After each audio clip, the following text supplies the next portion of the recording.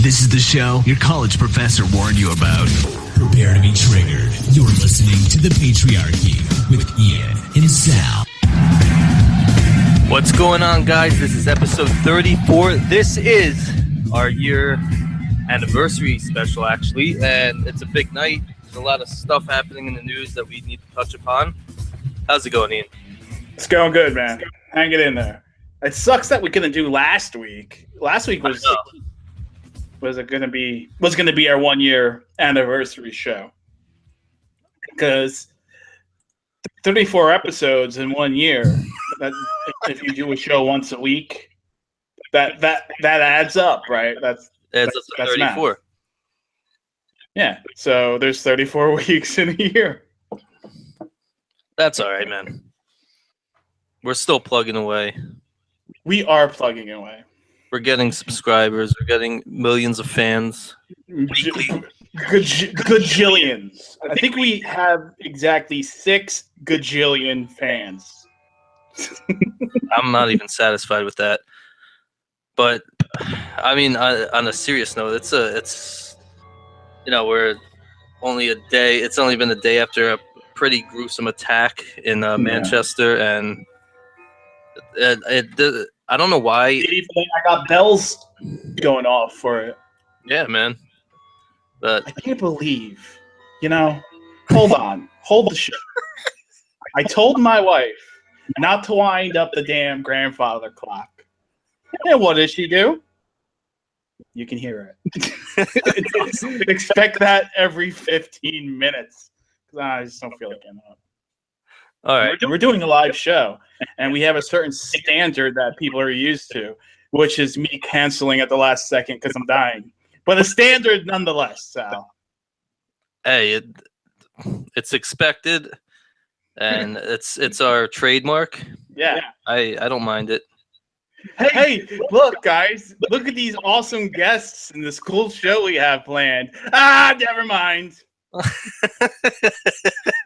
No, but seriously, I want to thank everyone who sent me messages or whatever, wondering if I'm okay. Like, I appreciate that shit. And I also appreciate people calling me a faggot and get over it. I appreciate all types of love. Tough love and soft love, regular love. But we do have a special guest because we need to get into the Manchester attack. The one, the only, Mrs. Nora Retort, newly wedded wife of Ethan Ralph of the Ralph Retort. She's going to be calling in from London, and we're going to discuss, what's going on over there. I heard the military was dispatched. Theresa May saying that the security threat level's at the highest. So not good things happening after some piece of garbage decided to target little British girls to kill. So we don't like that on the Patriarchy Show. It's disgusting. And a lot of people are saying that threat level was raised to protect repercussions against Muslims. And I'm seeing a lot of wagons being circled around Muslims, and I see the hate speech police out there, and the whiny liberals and the virtue signaling assholes all over the place. It's pissing me off. So they're more worried about hate crimes that never happened, these hypothetical hate crimes, than the actual murder of an 8-year-old British white girl. Exactly. Oh, that makes sense. Yeah, that makes so much sense. I get it. Me. I mean, I get it. Well, at the end of the show, I'm going to end up playing Enoch Powell's whole speech. So if you want to stay tuned for that at the end of the show. I was going to play in the middle, but it is 23 minutes long. So I'll just play we'll just play the whole thing at the end. Yeah, and I recommend you guys listen to it as well. Yeah, because Enoch Powell was right. It's true. Shit's happening. There's a lot of shit happening. He was off by like 15 years, but nonetheless. I mean, you have the fallout from the terrorist attack in Manchester. You have all the libs going crazy protecting Muslims' feelings. We have stuff going on with Sean Hannity, Donna Brazil, Fox News, the Seth Rich stuff. It's crazy. It's Donna Brazil's going to jail. I wish. That'd be great. No, basically Donna Brazil, she was probing the Seth Rich murder. She was trying to warn off the private eye that was hired to investigate the murder. Right. So she gets her dirty hands into a lot of things. You know, Yeah, debates, murders. Yeah, debates, murders. You know, working with CNN. You know, she's no good. She's bad people. It seems like where, you know, Hillary Clinton's corruption is involved when it involves cheating with the past election. She's right there. Donna Brazil's right there involved. Yeah. Someone just put a private investigator on Donna Brazil. I mean, that's pretty much all you need, right? That would make a lot of sense. So, actually, speaking of an investigator finding shit out about Donna Brazil, one of our buddies, Seattle for Truth, put out a video, and I want to share it so you can play it for everybody. That would be awesome if I could find it. Ooh. Half our show is people listening to us trying to find shit. If we just had everything organized prior, the show would be 45 minutes long. Production on the fly. Look in the chat room. Boom. What do you think of that? I don't know. Take that, Sean Hannity. Take that, Rush Limbaugh. All right, so I'm going to play this. Yes, by Seattle for Truth. His Twitter's @RealS4T. All right, let's play this shit.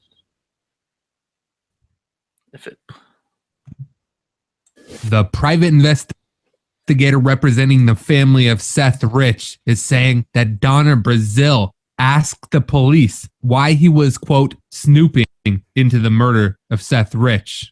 In a report on WND, he said, quote, the high-ranking DNC official that called the police after I inquired about Rich's case was Donna Brazil.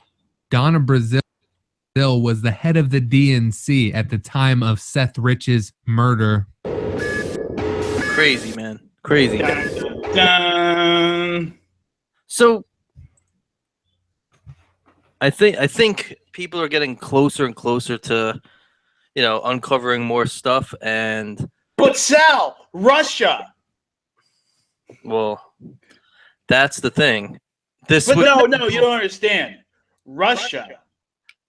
Yeah, but I'm telling you, the whole thing, if this was uncovered, would prove that it wasn't Russia all along. And that's why they're shitting themselves. That's why Hillary Clinton hasn't tweeted anything in nearly 5 days, except for her fake, insincere condolences towards Manchester. Yeah, Manchester strong. Another fucking hashtag that will do nothing against Muslims blowing themselves up and killing small little white girls. Yep. Hashtags seem to always work. But we were talking about Russia before. You know what's something I like to do? What's that?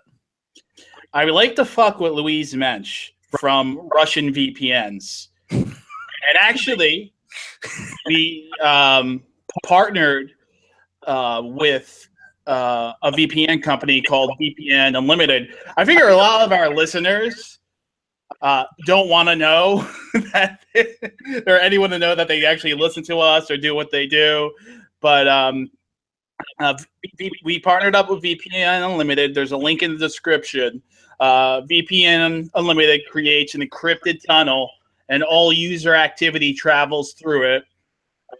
This means that all the data they send or receive is hidden from hackers, sniffers, and spies because it's inside that tunnel. A tunnel is established between your device and one of like 1,200 reliable servers of VPN Unlimited, located in over 70 regions around the globe. Now, not only your connection will be protected, your geographic location and IP will be hidden too. This will let you surf the web without any restrictions or limits, whether inside your country or on a business trip or on a vacation. I mean, you will have access to your favorite web resources, even the regions with strict internet censorship. So let's say you want to watch the new episode of Doctor Who, but you're in America. Okay. What do you do? VPN Unlimited. You can't because you're in America. But if you use VPN Unlimited and then signed up for the service in the UK, you're watching Doctor Who. It's available. You know, you could download the app at iTunes Store, Mac Store. I mean, it's cheap. You can buy a lifetime for 5 devices for like $150 or something like that, forever. Or you can pay monthly. I think they do a free thing. So Sal, how was that commercial? Did I work that in good? That was a nice live read, buddy. Look at that. Radio professionals. Segue. Anyway, look in the description if you're interested in making sure they don't find out who you are. Quote unquote. Echo marks. They. You know, they. Oh man. Echoing intensifies. Terrible. Just if anyone is listening right now that is on Twitter, just be aware that there is a purge ongoing. I see people disappear Go ahead. as we're doing this show. Just so 2 people drop off. Are you fucking serious? Yeah, one person was he goes by the hashtag Twitter is fascist, and his name on Twitter is banning me is racist. So, well, Twitter's racist. They just proved themselves. And so we should have our guest on in hopefully any second. But what is really crazy is earlier on Twitter, me and a couple other people were arguing with a liberal because he was calling a dog tweet racist. Oh, is that the one that was going to report people? He reported me. No, he reported me. He reported a bunch of us. I reported him because apparently pictures of dogs are now racist. Yeah, that was Derek Polka. I reported him. Fuck that faggot. So did I. I reported it for targeted harassment. Yeah, there's a new movement afoot on Twitter called #DogRight. Make sure you follow that. Bio. I am a proud member of the Dog Right. I might have that.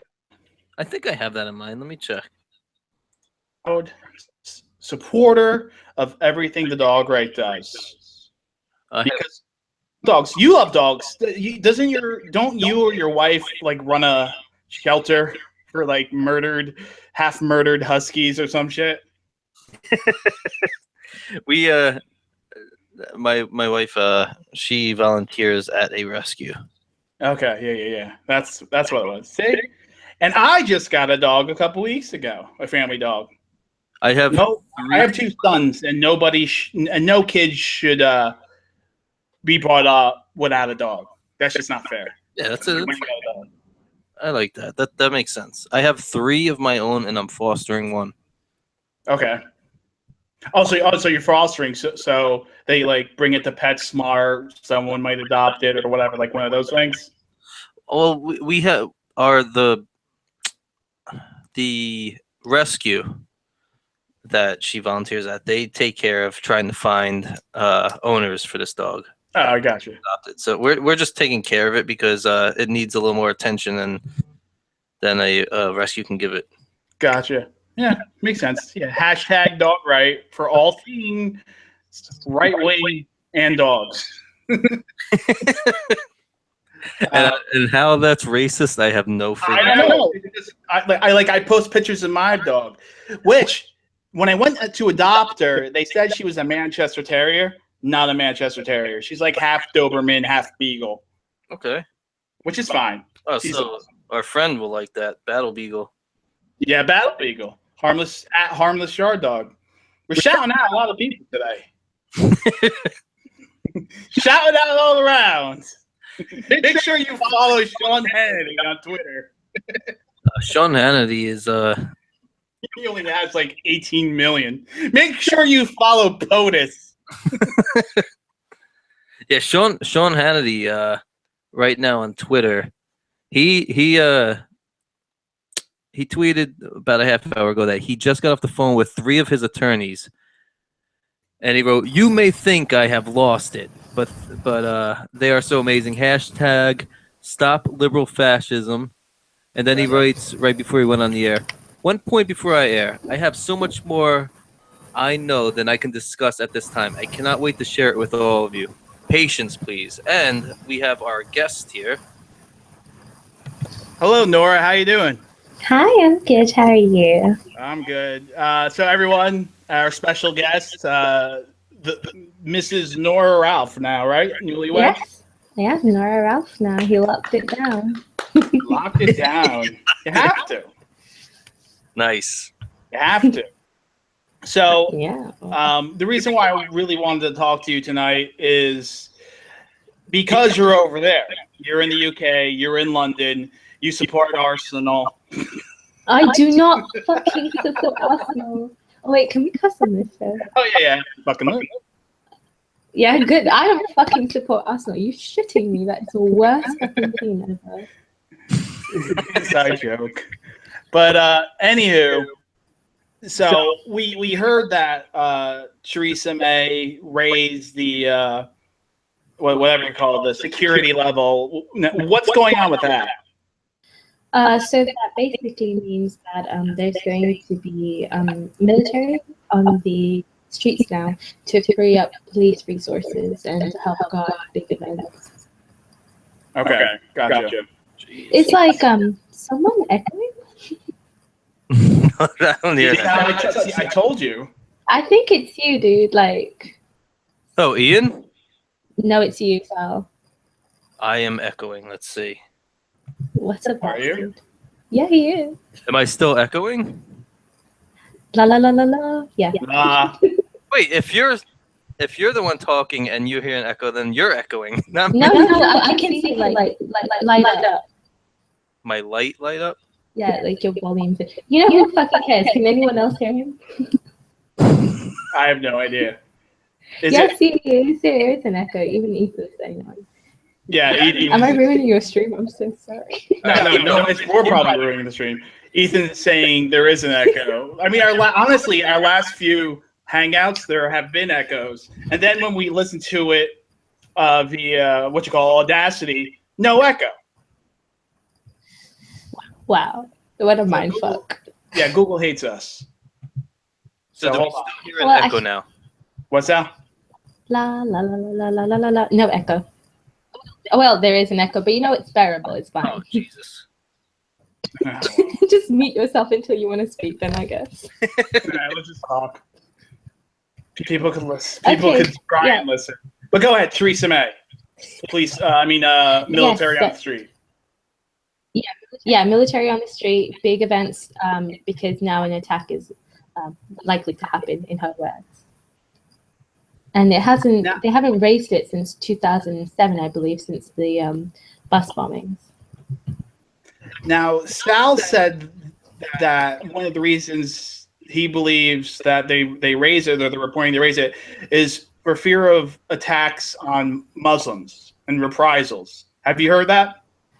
No, I've not heard that.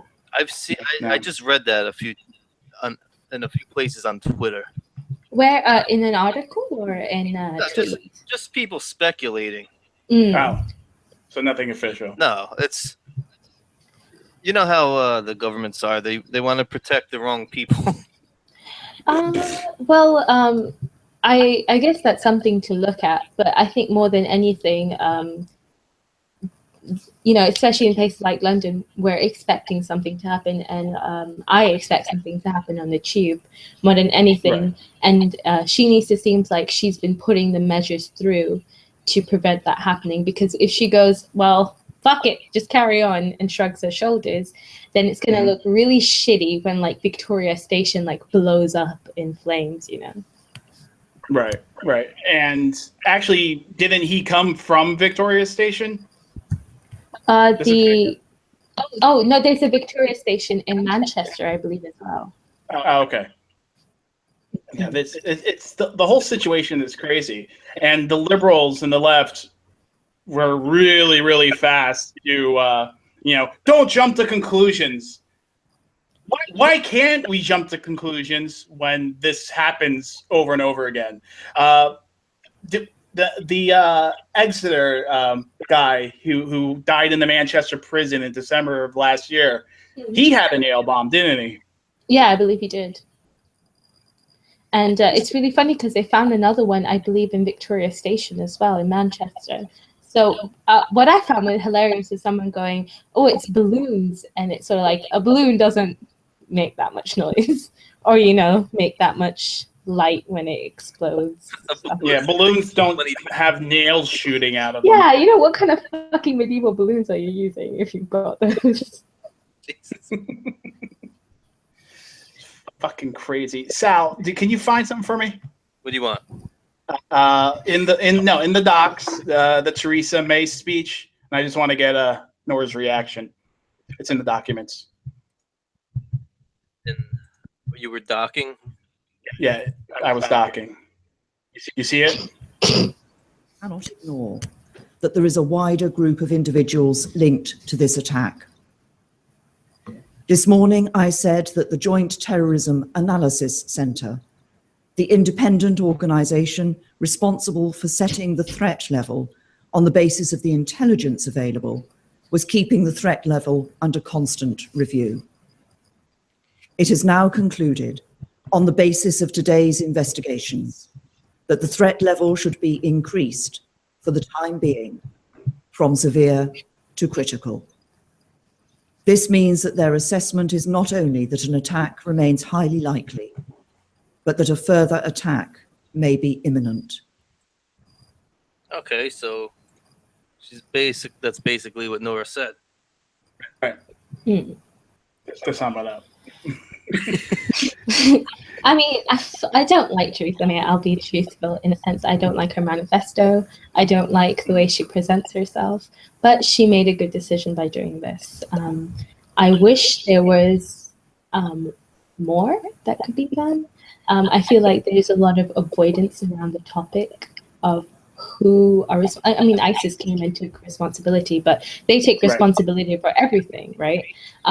Even if they didn't fucking do it, they're like, "Yep, we did it because be scared of us." And Al Qaeda's like, Nigel Farage stubs his toe. ISIS, celebrates. Yeah, exactly. They're like, we put that chair there, but she just wants to win the general election so fucking bad. She doesn't want to go, hey, I think we have a problem. I think we should address it. Right. So she's scared to face the actual issue, which is radical Islam. I mean, there's no way to parse it any other way, I suppose. You can't sugarcoat it at all. It is radical Islam. It is these little tiny communities that, sort of fester and shit and have all these terrible toxic ideas, and they just sit around themselves all the time. And no one really wants to address that because people feel like, oh, sending a white person into these communities to talk about that is just like not good. Don't do it. Don't disturb them. Don't disturb the Muslims. They might fight. Yeah, right. So essentially, it's just one big echo chamber, like this show right now. Yeah. Hey, I'm on mute right now. No, but seriously, it's essentially one big Muslim echo chamber. They're building their own sort of nation within a nation, right? Yes, but I will say this. I've lived in small Asian communities before, and I will say that though there are some that are just Muslim communities. I feel like Asian communities in themselves are quite toxic in the sense that you've got Indians there, you've got Bengalis there, you've got Pakistanis there, and they're all they kind of all share very similar belief in that sense of what a woman should dress like or how you should behave in public and all these things. And those kind of communities as well are a huge problem. And also facing that as should be a priority for them as well. Some places like Southall and Hounslow and Bradford, I think those places need to be looked at as well. Right. And the place in Manchester where the attack took place, had a very high concentration of Muslims, right? Yeah, they do. Like, it's not uncommon to see a burqa in Manchester or see a niqab in Manchester. My friend, her auntie lives there, and she wears a niqab. And one day she was just walking about, and she let go of her auntie's hand, and her auntie was a niqab, and she couldn't find her in the sea of niqabs. Like, she just went up to random people and started tugging them, like, "Are you my aunt?" Now, what's the most common female Muslim name? Is it Fatima? Aisha, I think, more is common than Aisha. So if there's like a sea of people in the niqabs and burqas, and you yell out Aisha or whatever, like you'll get 20 people turning around. Yes, you will. In my class alone, there were like 3 Aishas, and Sarah. Sarah's a Sarah, or even very common name everywhere. It is. Shit. So I mean, you said you grew up in a small Asian community. Your parents, they're of Pakistani descent. Yes, they both are. They're both of Pakistani descent. Mm-hmm. And you go ahead. I didn't say anything. I thought you did. No, it's the echo talking back to you. Yeah, and you were able to kind of get outside of this echo chamber that we were talking about earlier. Now, was this initiated by your parents, or was it just you searching? So I think the thing that really stopped me from really like having to participate as much is I didn't live with my father. My parents are divorced. I lived with a single working mother who was already kind of shunned because she worked long hours. She needed to because we needed to survive on her salary. So, and she completely disagreed with us going to mosques. She was just like, they're terrible, terrible people. And she used to say they're filled with like pedophiles and shit. And I actually got kicked out of a mosque. I'm banned from a mosque as well because I pissed off one of the imams. But I did have to deal with that, especially when we moved away from the suburbs. We moved into a place that just had a main road. And so all those people that used to go up to my mum like, oh, we're concerned about your daughter because she wore a skirt today. She didn't have to deal with that anymore. And I think the echo chamber got, concentrated to just immediate family. And luckily they were a bit further away. So I was sheltered from that. I was sheltered from, oh, your daughter needs to wear a scarf. Your daughter needs to wear this. Your daughter should behave like this. Your daughter needs to get married to a good Muslim boy right now because she's 16 years old. So, you did the exact opposite of marrying a good Muslim boy. Yeah, I did. I married a good guy. So you married a good guy. Yeah, but not a Muslim guy. No, some of the family were not happy about that. But then I showed them a giant middle finger. Really? So you actually have family members that aren't happy that you married an American. So there's one family member. I got into university, and my uncle said, my mom called him up, and the first thing my uncle said was, "Shut up, shut up. I have a nice boy for Noura. He's my uncle's, my best friend's son is looking for a wife, and I think she'll be very suitable. I don't think she needs to go to uni." And to that I replied, "Fuck you." And then when he found out I was wearing a white boy, who I was not going to make convert to Islam, there were some protests. And I was just like, I don't care. You guys can just do what you want. Yeah, you're like, fuck it. I mean, you guys were together for a while, and just fucking happens. I mean, I was with my wife a little bit over a year, and then I proposed, and then 3 months later we got married, and it's going to be 10 years. Sal, how many years has it been for you? Nearly 2. Oh, sorry, Sal. Oh, it's okay. 13 years. Aw. So I'm about to hit the decade. Damn, son. I can't believe your wife's like you nice and like well enough to stay with you. It's a tough job. Well, as you know, you're in like a male only space a lot, so Yeah, you guys suck. you see what goes on. The behind the scenes. You know what? Some people try to say to me that women are the only one that are gossip and bitchy. Like men gossip way more than women, and they're way more bitchy. Oh yeah, we're fucking assholes, and then we attempt to destroy the person completely, like obliterate them. Yeah, but you guys go for that quick kill. Like girls are like really passive aggressive, and will hold this for years, and then slowly destroy a person. So I don't know which is better. I don't know. I probably the passive aggressiveness. I don't know, like, because at the end of it, someone's quite severely psychologically damaged. So women just kind of isolate them, and it's like the long game. Yeah, long game. Like, so, like, okay, this person doesn't like me. Okay, I'm gonna make all my friends dislike her, and I'm gonna go after her friends. And I'm going to say all this shit about her. And hopefully you'll get back to her. And then, you know, slowly but surely, she's friendless and miserable. Jesus.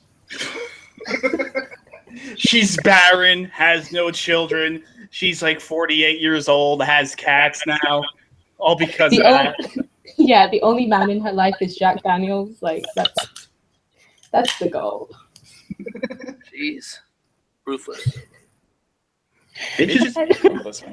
I'm not messing with you. Look what Nora did to me already. She has me afraid to talk. I keep going on mute. Well, that's because there's a freaking insane echo, which has started happening over the last few episodes. I don't know what the. Yeah, do you know what? It's fucking with me so bad. I can't like speak properly. You know what? Let's see here, because I'm just in Hangouts. So Same. And you're just in Hangouts. Oh, So- are you using a software in order to play the music and such back? We're just using another browser. Oh, okay. I think that might be it. You might want to put the other browser in mute or something like that. But to play Let's see. stuff, I'm using a mixer. A mixer. Are you using Okay. Mixer? Yeah. Blah, blah, blah, What the blah. fuck? It'll be the mystery that'll be never solved. Oh, I Hold can't. on. Well, half our show, as listeners that have listened to us know, is us messing up. Like I said, our shows are like 2.5 hours long. They would be 30 minutes if we could figure shit out. Lovely. One day, we will. We will. Oh, it's okay. It happens when I first met my husband, Ethan, the Ralph of the Ralph Tour. Right.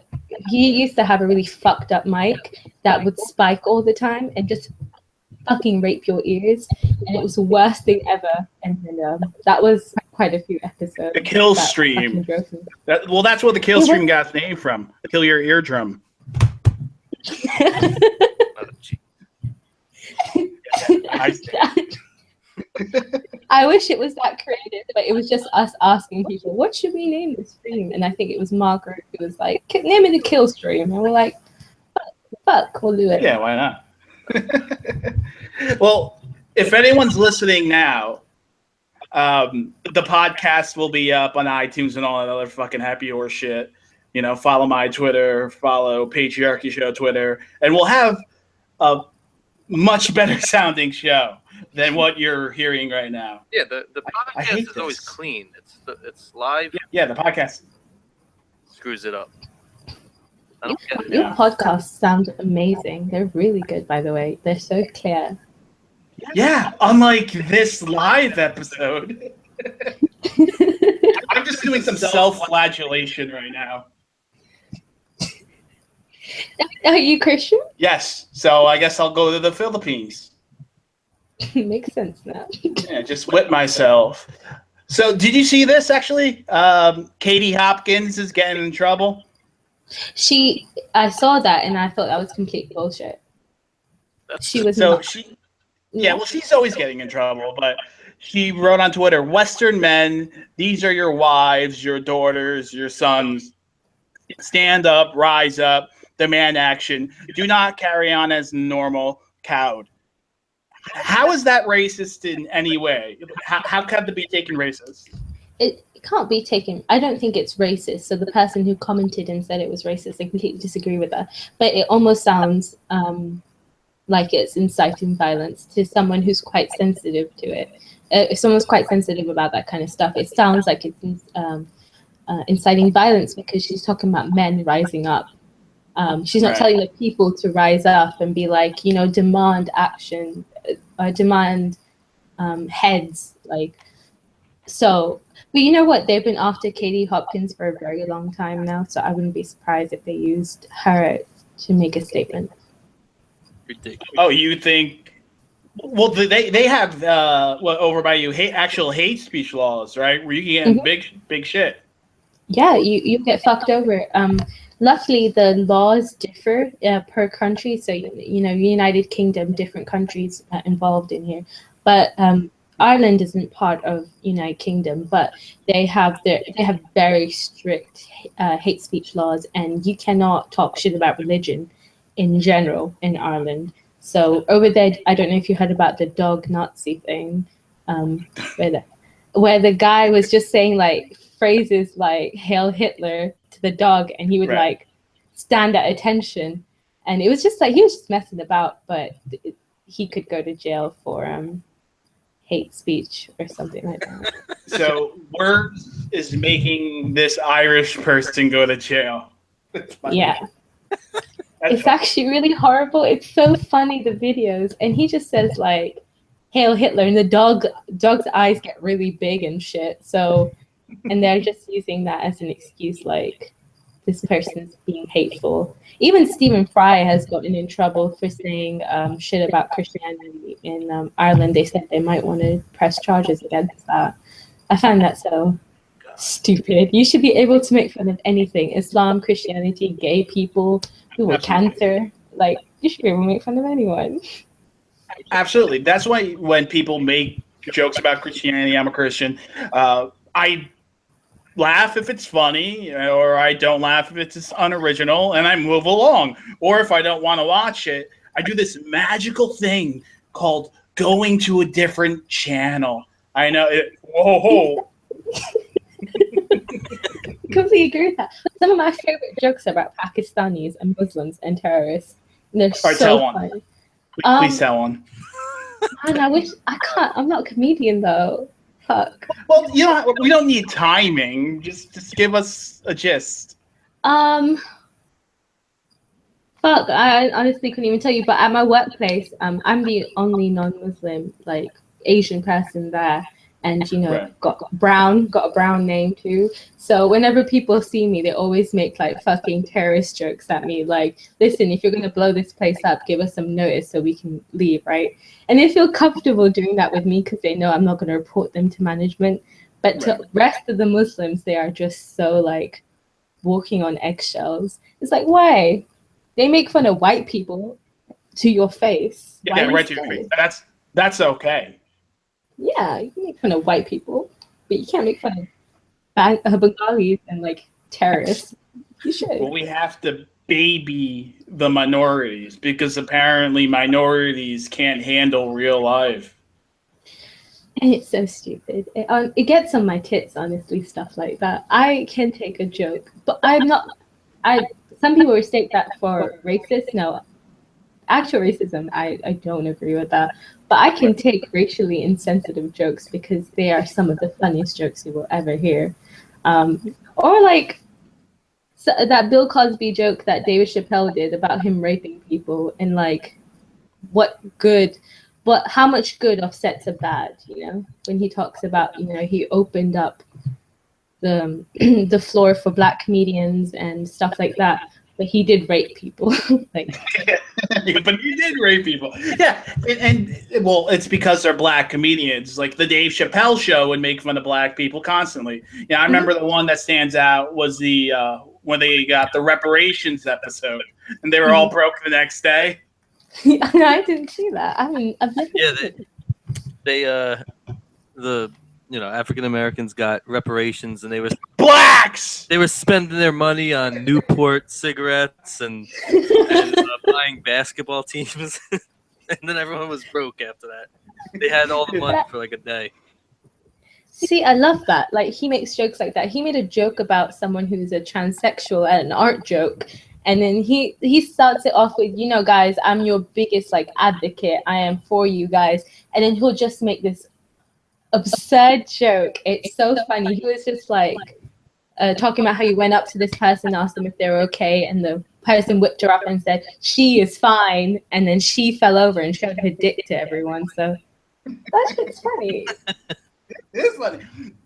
Well, the thing, from what I've been told by other Black people in the Black community in America, at least, my one friend, he's from Paterson, New Jersey. Paterson, New Jersey is, I'm trying to think the equivalent over there, all Black, high crime. I don't know, in London what the equivalent was. East Ham, I don't know. I mean, I don't really think anywhere in London has that much crime, though, truth be told. But I mean, it's a lot of gun crime. But anyway, he's from there, and he was able to get out and do his thing. And he told me something. He goes, Ian, if I were to rely solely on my own people, my quote-unquote brothers, Black people, to make a living, I'd be broke. and this isn't, Ben Carson Black guy. This is, guy that got out of, Paterson, New Jersey, Black guy. I mean, can you disagree? It's kind of like when you live on a council estate and you just have to rely on those people. A council estate is here kind of like government housings. So they build these huge blocks of flats, and then they put everyone who needs a house, council benefits in these flats, in the estates. And they're horrid places to go. There's just so much gang violence. There's a lot of sort of bringing these girls into prostitution and shit like that. It's really horrible places. Now, if I had to rely on those places for my safety and protection and to make the leading medical discoveries of the century, well, we'd all be dying of Ebola. Yeah, we wouldn't be going very well, that's for sure. Sal, hold on. Sal, fill the air. I gotta look at something. All right, Ian has to go look at something while I Porn. away to Yeah, that's what it is. Actually, it might be porn because Mercedes Carrera is coming on next week show. Oh my God, you're disgusting. She's awesome. I like her. I mean, okay, but why are you going to objectify a woman like that? Objectify. She wants to be objectified. I think she has a degree in engineering or something. She is stupid. She chose smart. to be objectified. Chemical engineering, I believe is, and she puts her laptop on a stack of law books. How fucking geeky is that? Oh my God! So, Council of States. Weren't the Libyans? The Libyans! the Libyans. Run for it! Run for it, Marty! It's the Libyans. Holy shit! Actually, it really was the Libyans. Now, the Libyans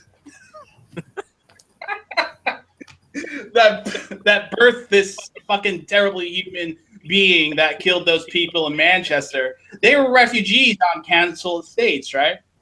Oh, I actually didn't know that. They were? I'm pretty sure. So it's nice, the repayment that their son gave you guys. Free housing, refugee, and they get a stipend from stipend? Is that the way to say it? Well, they get some money from the council as well, and like all this kind of shit to really help them out. So. Right, yeah, and of course the medical care is over there is free, so they got everything.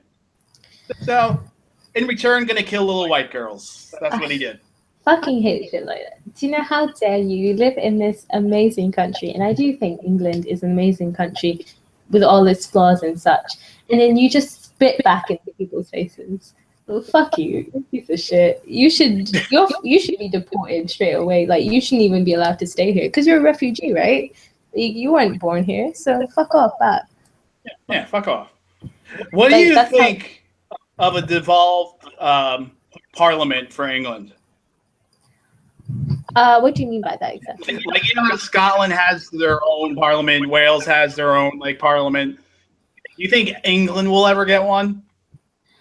I think we quite like being able to control everyone else. So I don't think England will get its own. Because why would you want just one for England when you can have one for control everyone, right?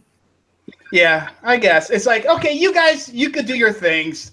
If we overrule you, those things won't matter anyway, but yeah, go ahead.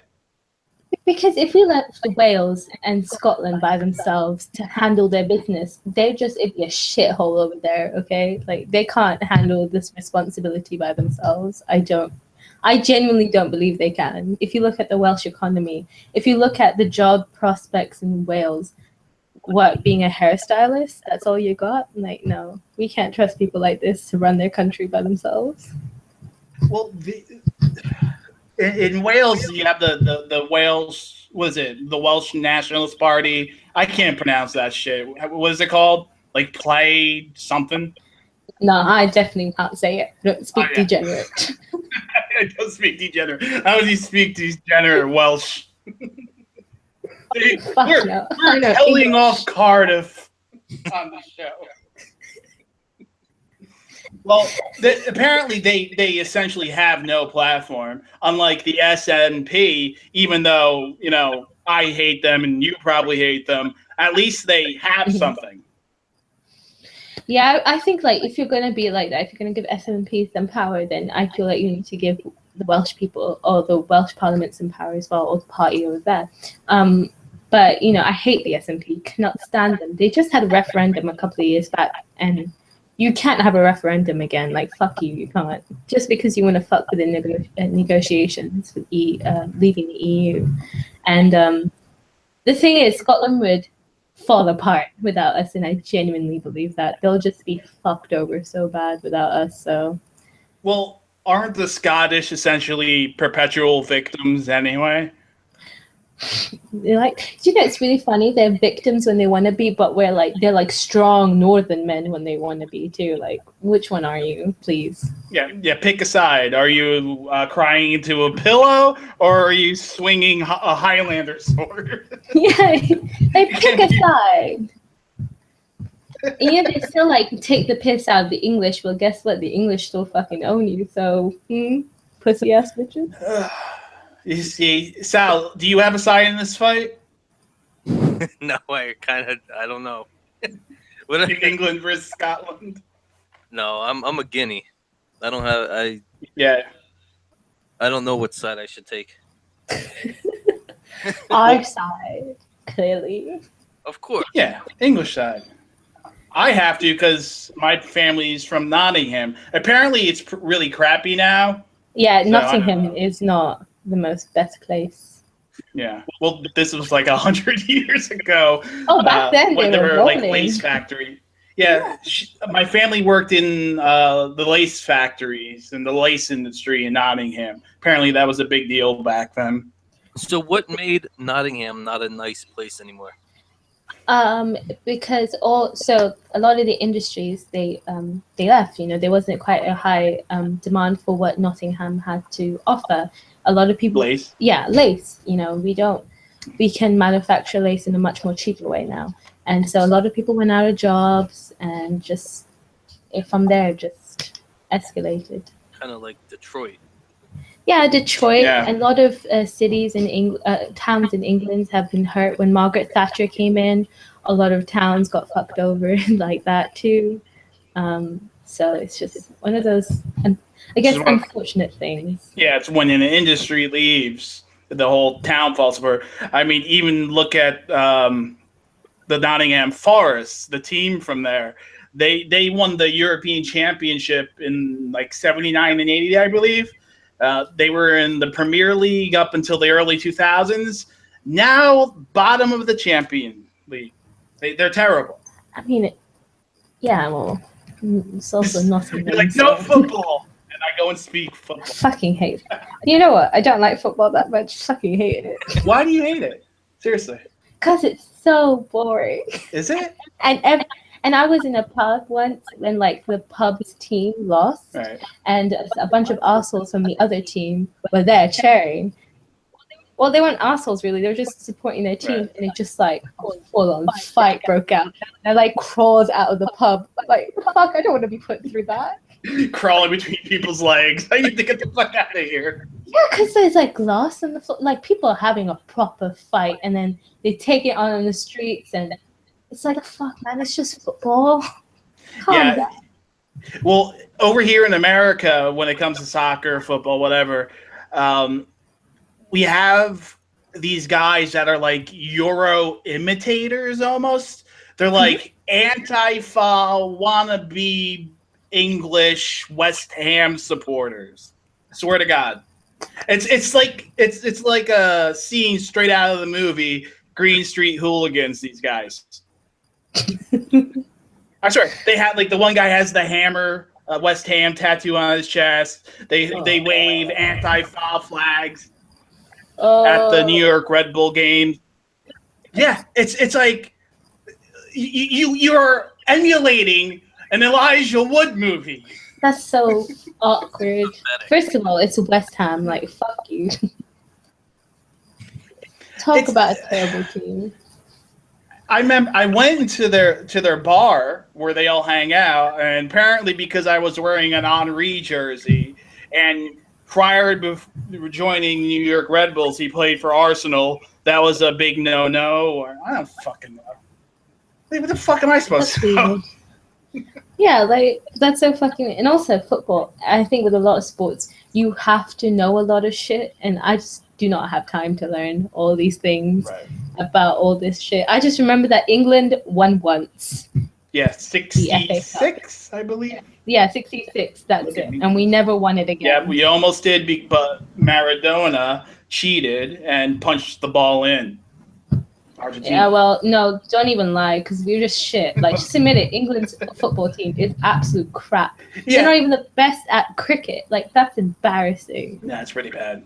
I mean, you guys have essentially the most balanced professional soccer league in the world as far as clubs are concerned. But when it comes to your national team... Yeah, but America's pretty bad too, because I will say this. You guys have games that you just play in America because you hate losing to other countries. Now, we invented games in America because we didn't like playing that game. All the good athletes, there's more money. Don't even lie, like you just took rugby and then American added some basketball. Weird. American football is just fucking weird. It's rugby, but slower. There's more money in it. Yes.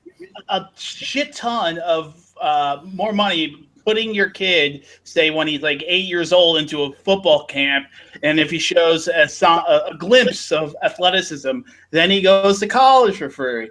After he goes to college for free, who knows, maybe be on a practice squad. A practice squad NFL player makes like $500,000 a year. It's insane. But it's just slavery. For sitting on the bench. But it's slavery, the way slavery. they have to get they're like treated in college, because the coach is being paid millions, right? Especially if you go to some colleges, yes. Yes, and millions more than the headmistress or headmaster. And then these kids get paid nil. Nothing. And they have to work hard as fuck. I want to get paid. Like, what the fuck? I agree with you, actually. Actually, no, you know, that makes complete sense. Why would well, you get a free ride to college for 4 years? Oh, thanks for the 50 or 60 grand, guys, for bringing you in millions of revenue. Yeah, exactly. It's bullshit. Like, I don't agree with that at all. It's just that sort of pressure on someone to perform well so their coach and their university gets a good paycheck at the end of the day.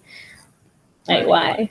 Did you guys hear about that basketball? The girl, she wears a hijab, and she got really pissed off and she got told she couldn't play in like the finals or something because she didn't have a letter for her hijab or something like that. A letter? Because, you know, like something like a hijab, it's very loose. Right. So it can get caught, it can hurt people. So stuff like that, you need a letter from the state saying like, yeah, you know, fine. And she, like, they were just like, these rules are Islamophobic, they're terrible. Like, what? Didn't an Iranian female soccer player just get in trouble? Iranian female soccer player. For something similar, for not wearing a hijab? Oh, she might have. Iran is just fucked up in general, though. Sorry. Well, they're Shia Islam, right? Huh? Shia Islam. They're, yeah, I believe they are actually, which is the worst kind. Let's be real. Which is the worst kind. Well, here's a question. There are people normally believe there's only two branches of Islam, which isn't true. I mean, there are two major branches, but you have in Pakistan with the Ahmadis, you have the Sufis. You have there's not just two. I mean, what were you or your family? My family is originally Sunnis. My nan is this sort of pacifist Sunni herself.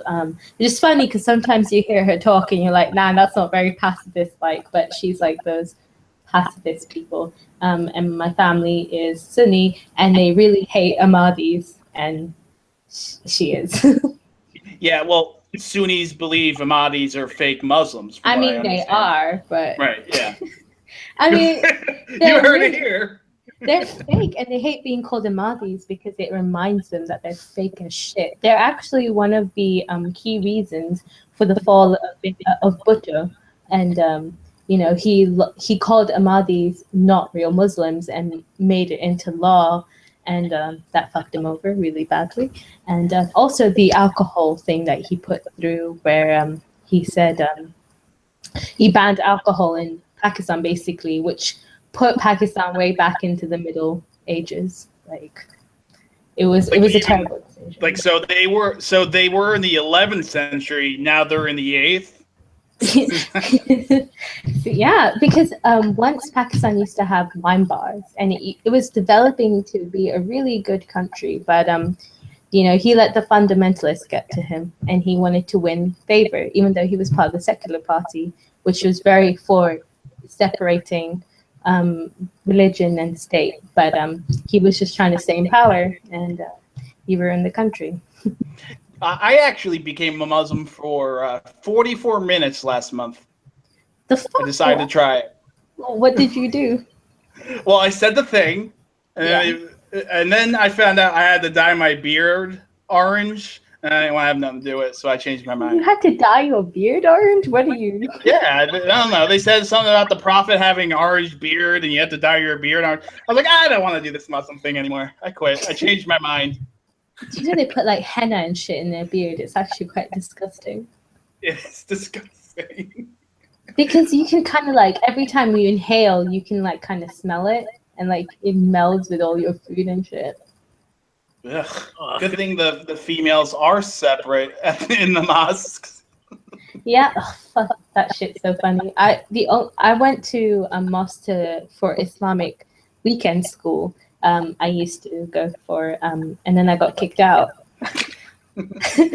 and banned. They're like, you can't bring her back. You're banned from Islam. I'm banned from a mosque, but you know, it's fine, whatever. She was a bitch anyway. She was just like, why don't you know Arabic? I'm like, because I don't. Why should I? I'm in England. Yeah, like, I know English, how's that? But no, why don't you know Arabic? And then she used to laugh at me. And I was like, fuck you. Well, that's the main thing of Islam. I actually, you know, believe it or not, I went to college for theology. And from what I discovered, Islam was created by a Nestorian monk and Muhammad, they came up with this Arabic supremacist system that is called Islam. So they spread Arabism, all throughout the world. I mean, they forced Pakistan to adhere to it. Everyone adheres to the Arab portion of Islam. I mean, sure, there's some other cultural aspects, especially when you get to Africa, but for a majority, it's universally the same. The dress, everything. Yeah, I'm not a fan. So when you're a Muslim, you have to read the Quran, right? Mm-hmm. But the thing is, you don't know what the fuck you're reading, but they say just read it anyway. Because it's in Arabic. Yeah, so, and it's an old ass version of Arabic that makes no sense at all. And you know what the words sound like, and you know how to say them, but you have no idea what you're saying. You might be saying some shit like, you should smear poop on walls to protect you from goats. Like, you don't even fucking know what you're saying at That's all. actually Surah 6, verse 43. I know that one very well. I've heard the same thing about Judaism, that they read things, they don't even know what they're reading. But I feel like they get at least a premise of what they're saying. I had no idea at all. I couldn't even quote one thing to you. I know what Allah, because I know what that looks like. But apart from that, no. It's dumb. It kind of makes you think that you have a bunch of people read all the shit that they don't understand because it's good for them in their soul.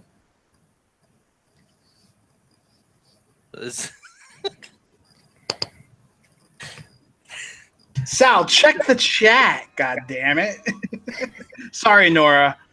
I told them to be. I said BRB because, again, my wife decided to wind up the grandfather clock, and that's that's dinging and donging in the background. Dinging and donging. Yeah. So every 15 minutes, boom, boom, boom, boom. Oh, that's disgusting. Yeah, our listeners, like I said, are used to a shit show anyway, so it's free. You should break it. It's free. The grandfather clock? Yeah, just passed down through generations of Ericssons. I mean, if you break the mechanism, I'm sure people will forgive you. Just generations a little. to come. Yeah, I've done that. So go for it. It was a cuckoo clock, and it pissing me off, so I broke it. Oh, that would drive me insane. All right, Nora. It's actually, wow, we went way over. Oh, sorry. No, it's fine. It was a pleasure. If you want, you can go to your husband's website if you want to read his articles, theralphretort.com, and they can follow you on Twitter. What's your Twitter? Oh, it's Laughwriter. At Laughwriter, Twitter. Nora, thank you so much. Thank you. I had so much fun, guys. Have a good show. All right, thank you. Have a good one. Hello, Sal. Awesome accent. Yeah, it's the proper accent from London. So I hate the fact that our live shows do this. It pisses me the fuck off. It's when we connect with another person. We're fine when it's just us. All right, check the chat room. Ask, is there a echo right now? Check the chat room. Check the chat room. I gotta get it. Yeah, the YouTube chat room. All right. It's like, is there an echo right now? All right, I'll go look at that. Right. While I'm looking for that.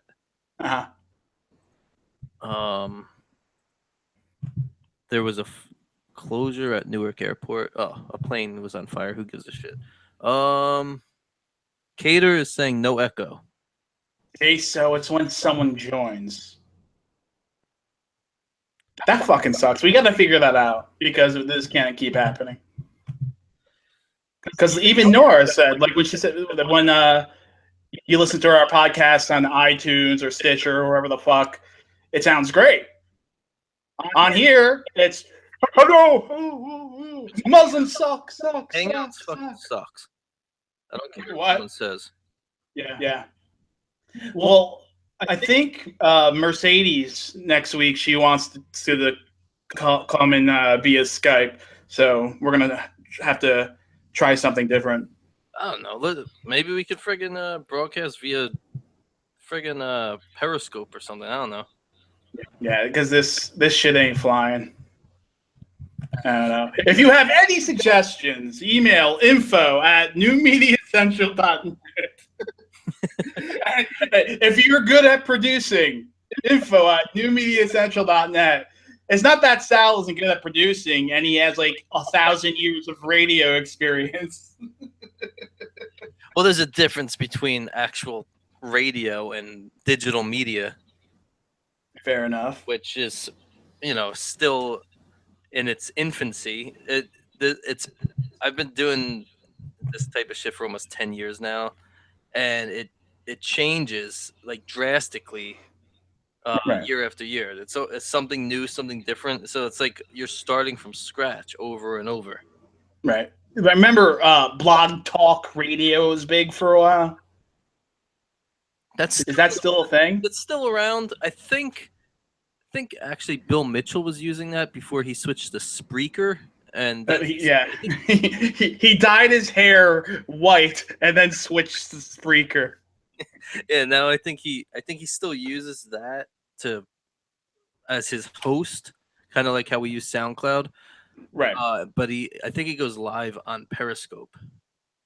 So, but that's just him. So I don't know. We'll fucking figure this out. That's how much we love you guys. We're gonna actually devote more than 30 minutes to a show. I mean, I don't like YouTube. I don't like Hangouts. I don't like YouTubers either. They can all suck Google fucking ass. No, I'm just talking about people. like e-celeb YouTuber only type of people. Yeah. Those. Why don't you like them, Sal? I don't know. What they do to you? Because they know what they're doing. They're doing it right. We're not. That's why. Yeah, you're jealous. You're jealous of Blair White. I'm jealous of her fucking gigantic cock. Her cock.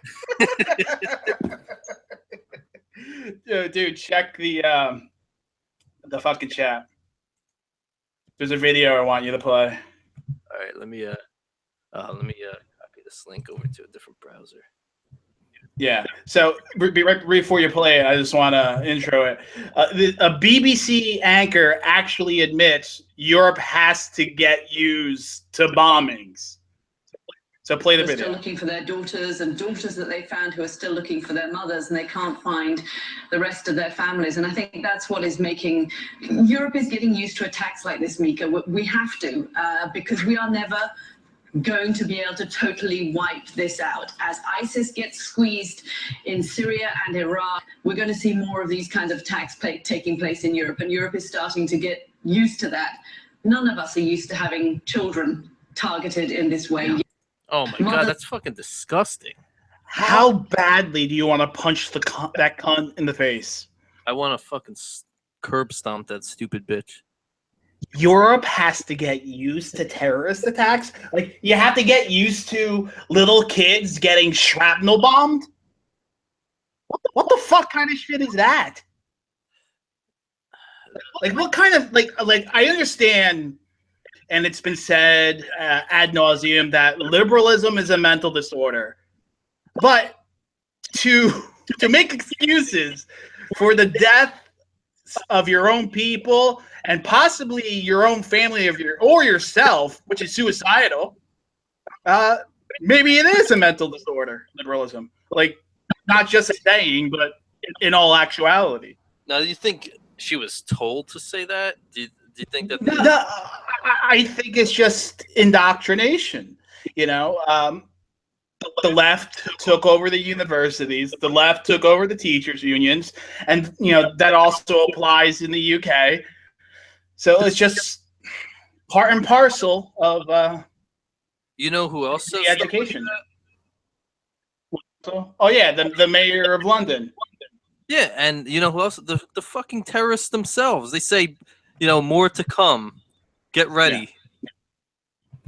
Yeah. Oh, yeah. Do you have the video? If you pull up, I wrote an article for newmediacentral.net titled, "Will the blood of your dead children finally convince you what the real problem is?"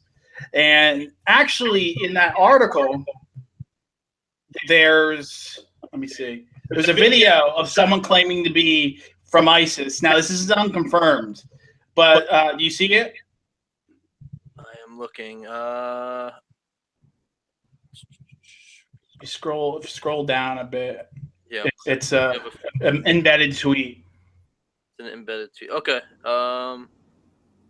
Rita Katz. Now, ISIS claims responsibility for terror attacks in Manchester.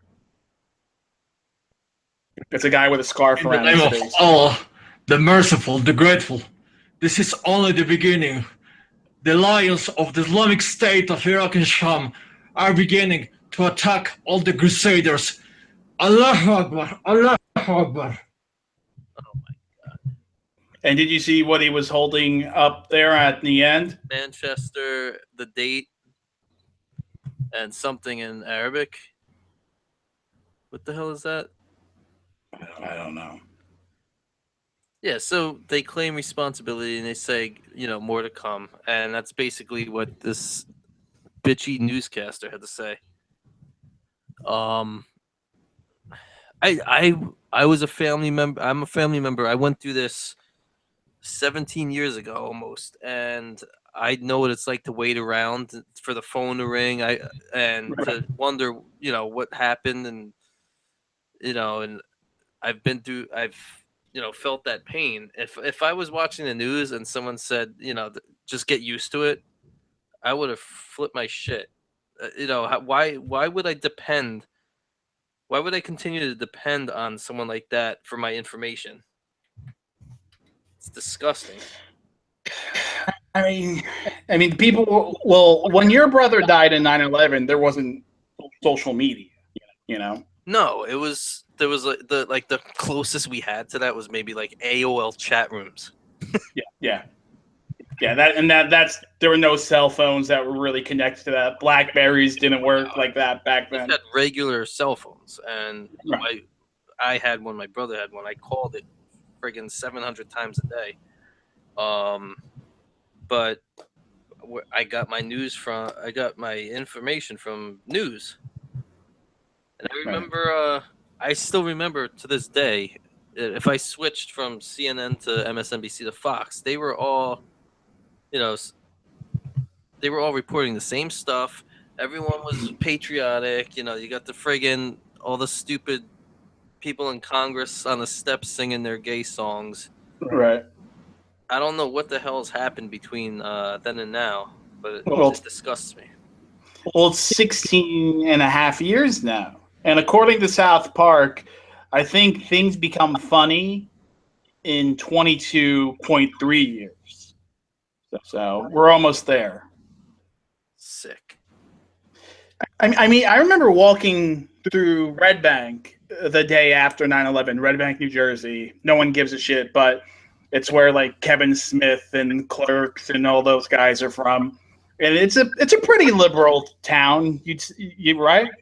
Yeah, very. It's pretty liberal. Yeah, it's a pretty liberal town. And I'm walking through the streets, and everyone in every single bar in unison is singing the Star Spangled Banner, My Country 'Tis of Thee, all of it.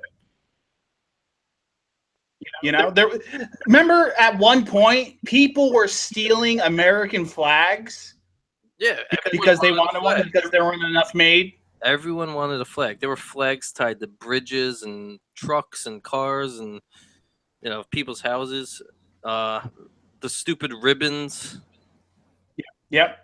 Now in order to show solidarity, you just have to just get used to it.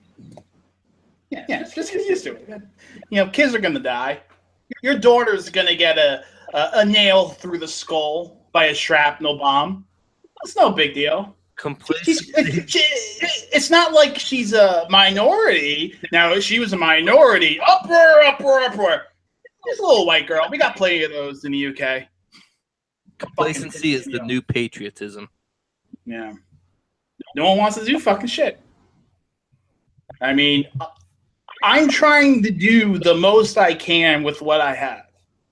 And it's doing a live echoey show that sounds awesome after, and writing, and helping you run newmediacentral.net, which we have some great writers, Cater Endless, Larson with his stuff, me, you, of course, great writer. To my own horn. But Justin Martin, I'm trying to do what I can to. I don't know. I hate waking people up to the reality that white people are. It's specifically white people are being conditioned like sheep, so that each time they get less in the population, therefore the percentage goes down and more the white majority becomes eliminated. They don't care, and if you bring it up, you're a fucking racist. Why should you even care that the majority of white people is shrinking in America? Well, because crime was a lot lower, and African American males, 6% of the U.S. population, commit 50% of violent crimes. That's a problem. White people are responsible for this fucking computer and monitor and his microphone and the internet, and I think, and that's what pissed me off, and that's what really woke me up to the denigration of white people was liberals for years and years and years, even on the right too. Well, I wouldn't call them the rear right, but like Republicans and conservatives telling me that my skin color makes me a terrible person. Fuck you. Exactly. I tell my kids to be proud. Be proud of their heritage. Be proud of their God. Be proud to be Christian. And if anyone ever tells you differently, just tell them that you're proud to be who you are. And that's a Christian European American. Yeah, I said it. European American. They can say African American, and they're not even from Africa in the last 300 years. Most of them are from the Caribbean. So they're like Caribbean African American.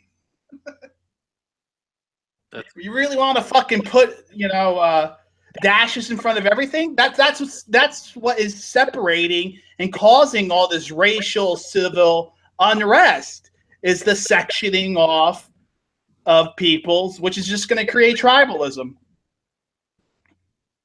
And this is what we have happening right now. And if tribalism is okay for the blacks and the browns and the other types, then why shouldn't it be okay for white people? Because we're privileged, and there's this, there's this feeling from everyone else, especially liberals. They feel that, and instead of lifting other groups up, we should just tip the scales. Right. And it's not a good formula. The results are gonna be really shitty. So that's my opinion. I just don't. Well, I guess I do. I'm not to the point where I believe it's a coordinated effort by the Illuminati, but I think it's incidental. You know what I mean? It's happening regardless if someone's pulling the strings or not. And it needs to be stopped regardless if someone's pulling the strings or not. I have a mixed family members. My stepbrother is half fucking Ecuadorian. He's marrying a Honduran woman. Two of my sister-in-laws are biracial. I have a Japanese sister-in-law. But I see it with my own eyes. You call me fucking racist. Don't use your relatives as a shield. They wouldn't give a shit. Especially my Japanese sister-in-law. She really wouldn't give a shit. We all know Japanese don't fuck around. Now,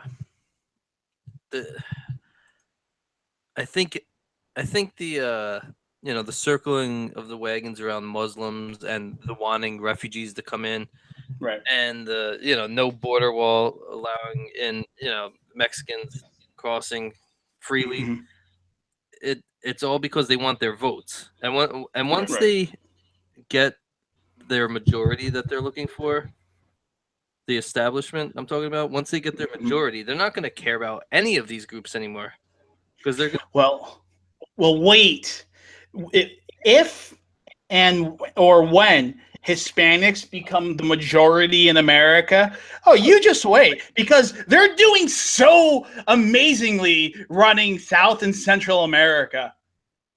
Venezuela has the largest oil reserves in the world, and you can't find toilet paper in the middle of the country. exactly. So yeah, you wait. You think Trump's authoritarian? Wait another 25, 30 years. Yeah, but diversity is our strength. Yeah, diversity is our strength. Oh, but real quick, let me break in. Yeah. The whole Seth Rich thing, Sean Hannity, all that everyone's following. Even Anonymous right now has just come out and supported Sean Hannity. So it's all like Hannity, Julian Assange, Anonymous. These are some strange bedfellows, don't you think? I agree. And Good. yeah, Anonymous came out and said that he has every right to be suspicious. Everyone should be. This is a very strange news week. Very strange news day. Right. All right. Sorry to break away from that conversation for a minute, but no, the whole diversity is our strength thing pisses me off. I saw a lot of that this morning, and I was ranting up and down about that on Facebook. I have some family members that think that, and I have All right, wait, Sal. Here, you ready? What side of the family thinks that, Sal? Your wife's side? to be honest, both. Yeah. Oh, really? The Italian and your wife's side? That diversity is our strength. Yeah, I have a lot of liberals in my family, and they went to college, and now they're now they're out of college, and everyone should be loving one another, and everyone should just accept terrorism. Just like that newscaster said, it's just a new norm. Well, as a result of this, the right is pushing back.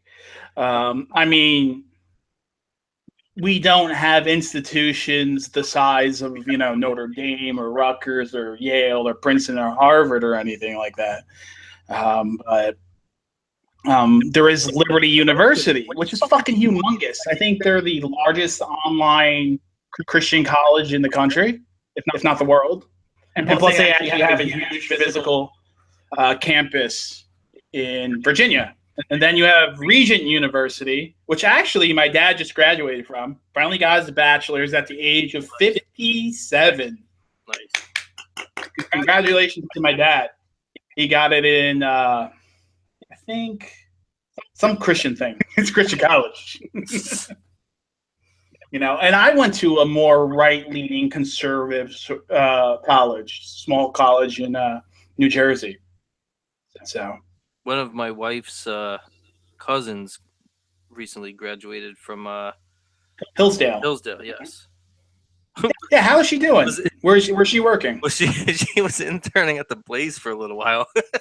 That's why I asked, because I knew. Because the Blaze is losing lots of money. Yeah, so not so much anymore.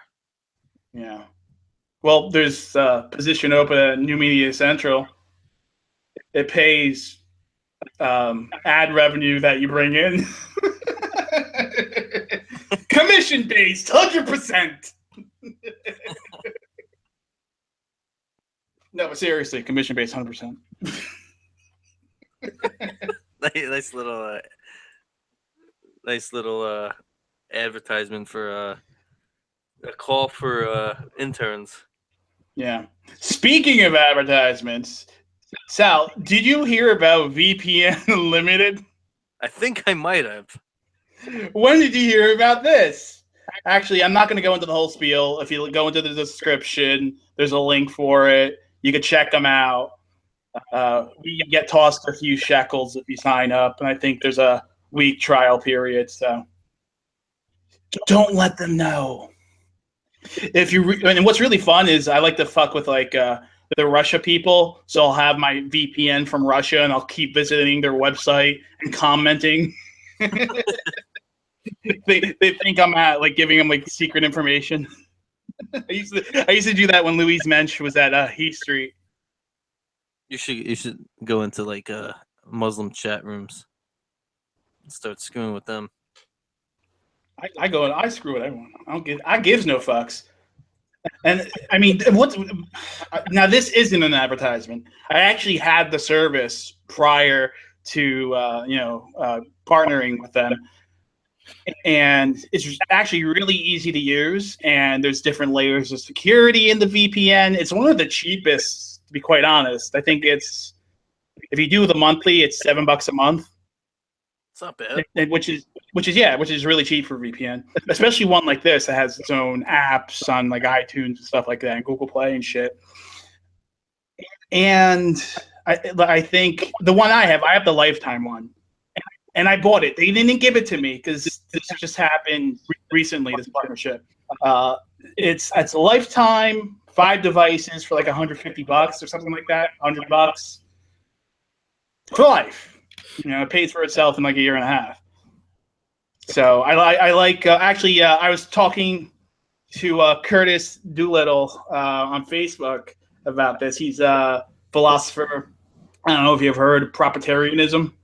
I've heard of it. I don't know. Yeah. I was talking to him about this app or social network called VK, which is really big in Eastern Europe. And him and I are actually friends, not only on Facebook, but on VK as well. And we were talking about that, we should, use it more because it's a really interesting app. At first, I thought VK was just hot Eastern European chicks taking selfies, which is about half of it. But there's a bunch of other really interesting stuff on it. Like you could stream music and all this fucking shit, but you have to read Russian. And being a Russian spy, I speak Russian. Nice. You know what's again going back to Russian spies? Have you seen the show The Americans? Not too much, but I know of it. I know what its premise. Good show. The female lead is Felicity.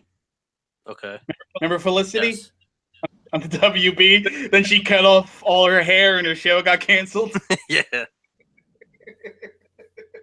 That's fucking funny. It's like you're watching Felicity, and then she cut off her hair. It was like, boo! We hate Felicity now.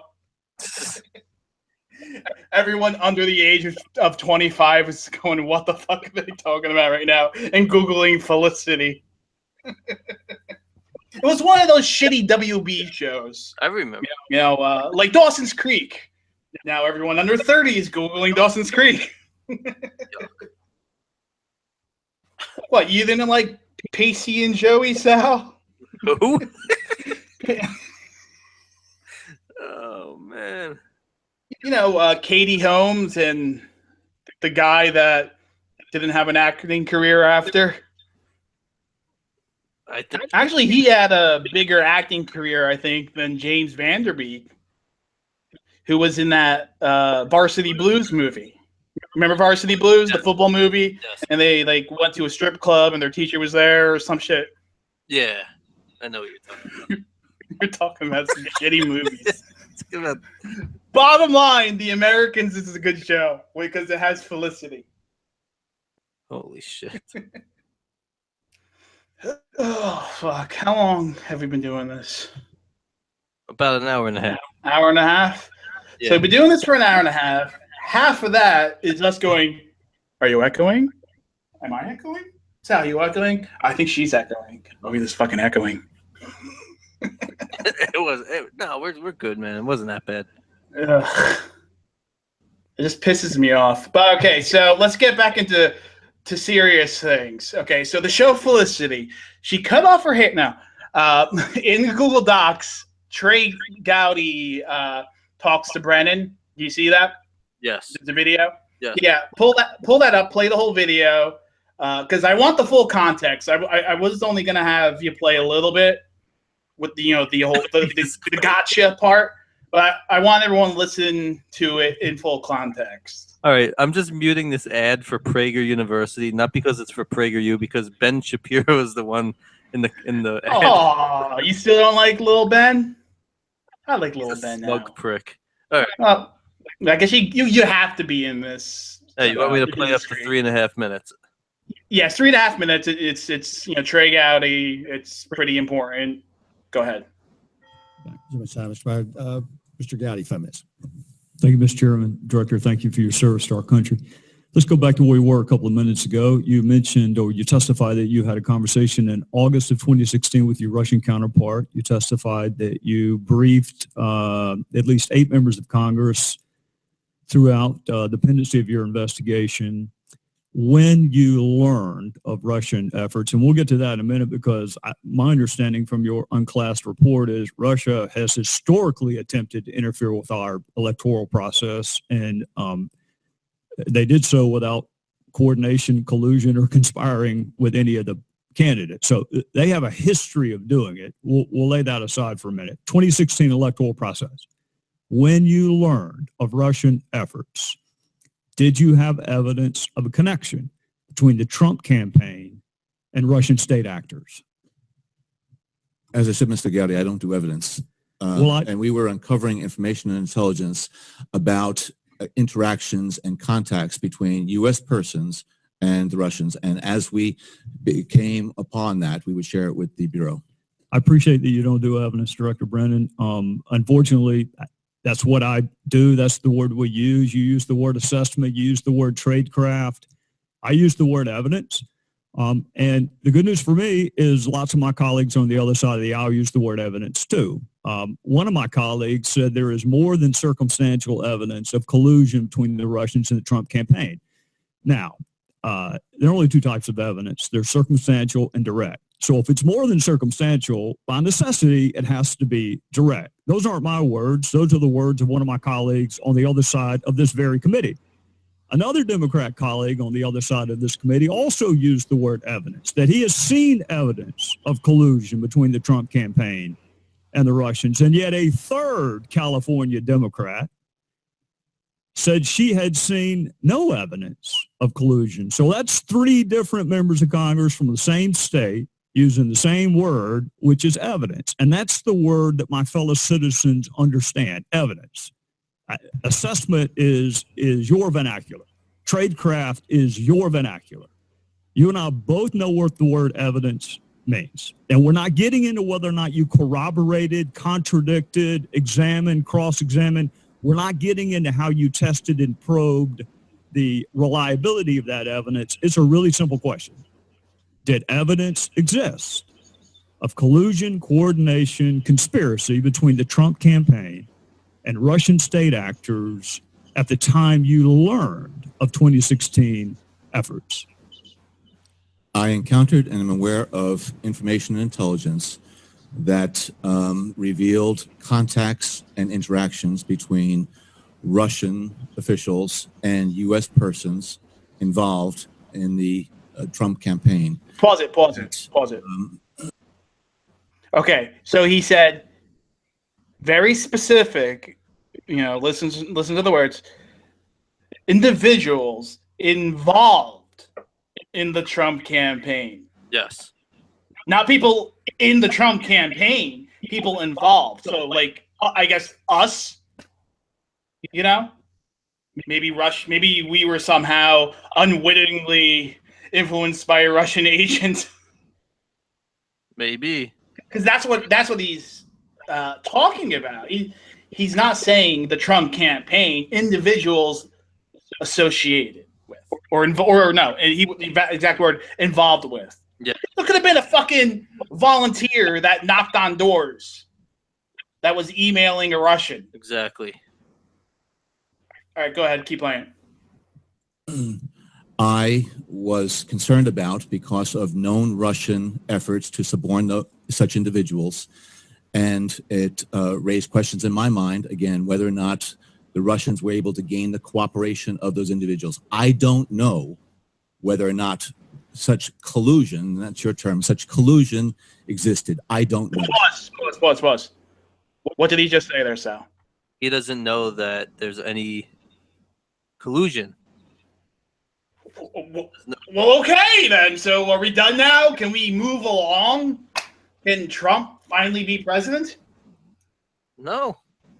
Apparently not. Keep playing it. Just play it to the end. But I know that there was a sufficient basis of information and intelligence that required further investigation by the Bureau to determine whether or not U.S. persons were actively conspiring, colluding with Russian officials. Pause it. Again, U.S. persons, not Trump campaign, U.S. persons. So like I said, you, me, any Milo Yiannopoulos, Ethan Ralph. What he just said was a fancy way of saying we were tipped off to things.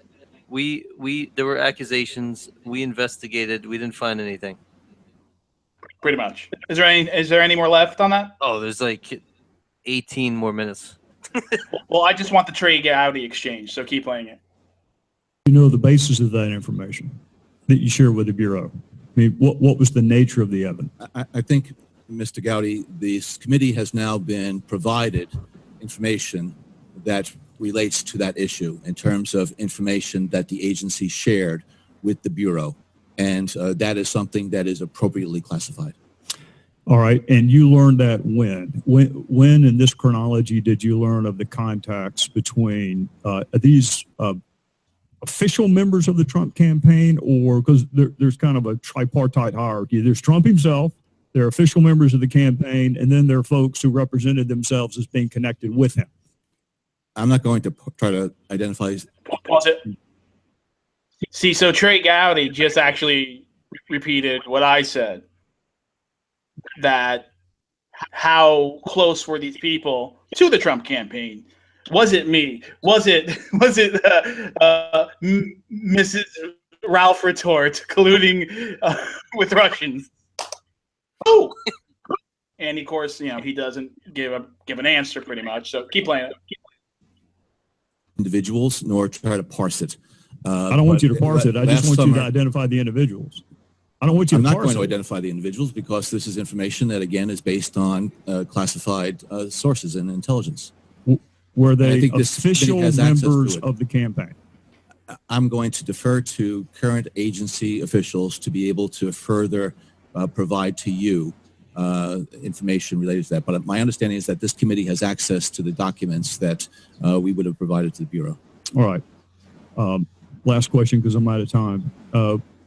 We can use the word evidence. We both know what the other one's talking about. How did you test, probe, examine, cross-examine, otherwise test the reliability or believability, credibility of that evidence you uncovered?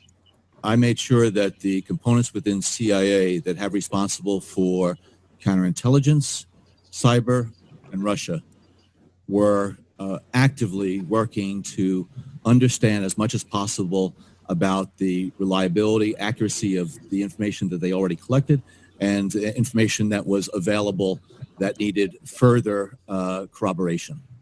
We'll come back to the next round. All right, you can turn it off. I just wanted the Trey Gowdy part. So, Sal, you took notes. What did we learn from that 5-minute bit of audio?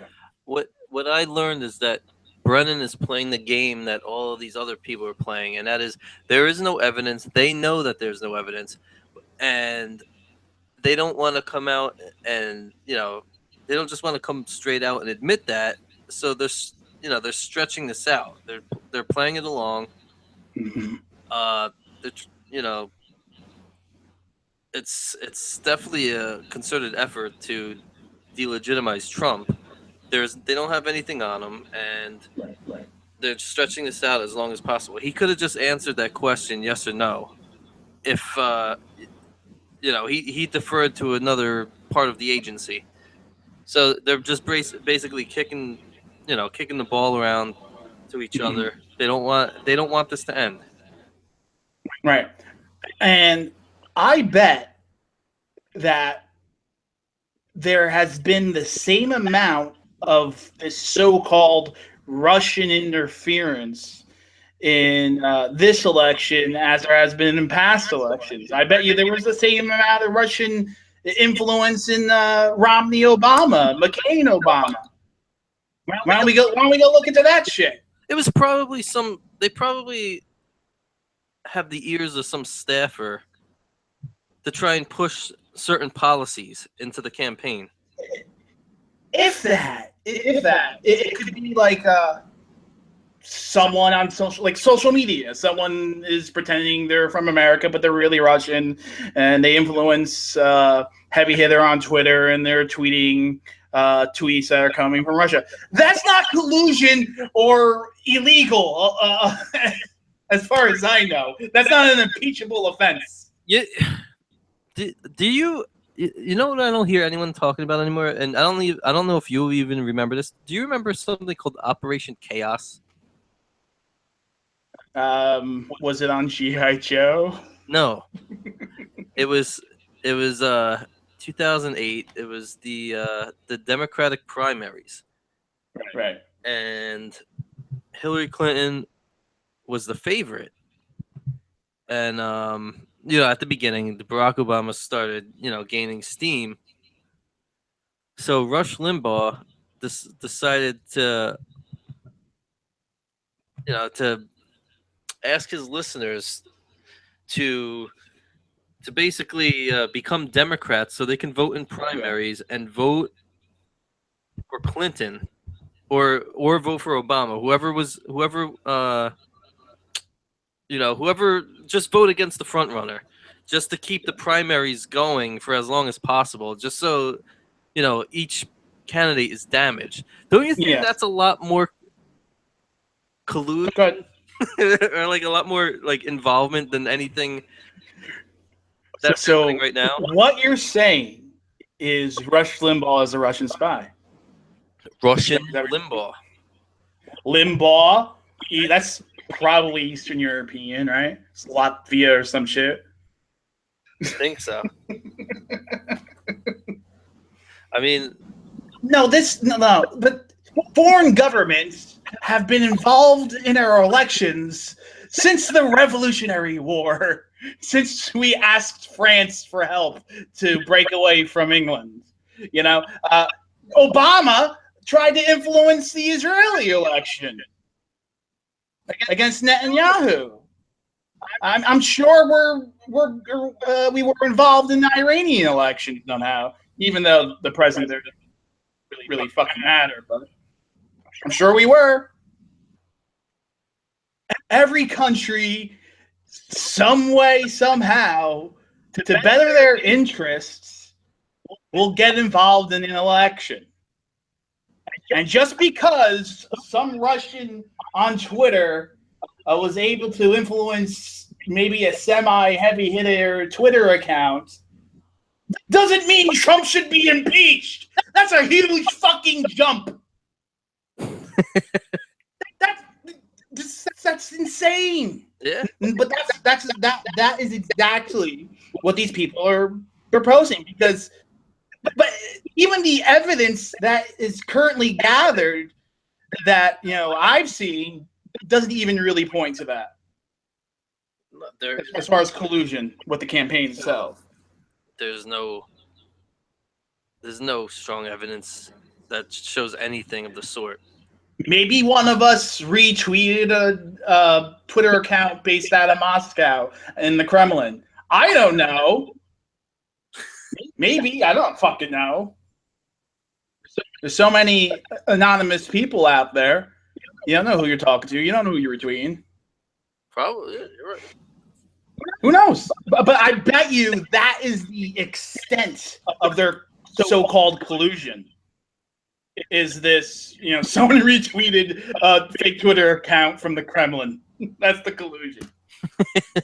David Brock, the official, worker for the DNC, does all this dirty shit constantly. That's okay. He's no big deal. This is David Brock. He got a lot of money. You retweeted the Russian style.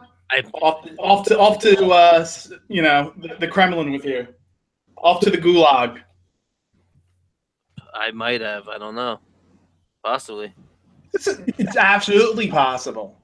And I think that is where the evidence is pointing. And I believe that it was the same in 2012. I believe it was the same in 2008. I bet you it was the same in.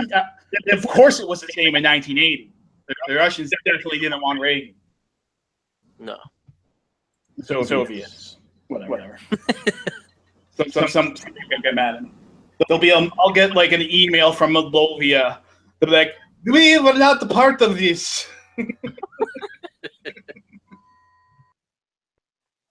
Oh man. You hear it? For whom the bell tolls. I don't hear it. You don't hear it? A little bit. All right.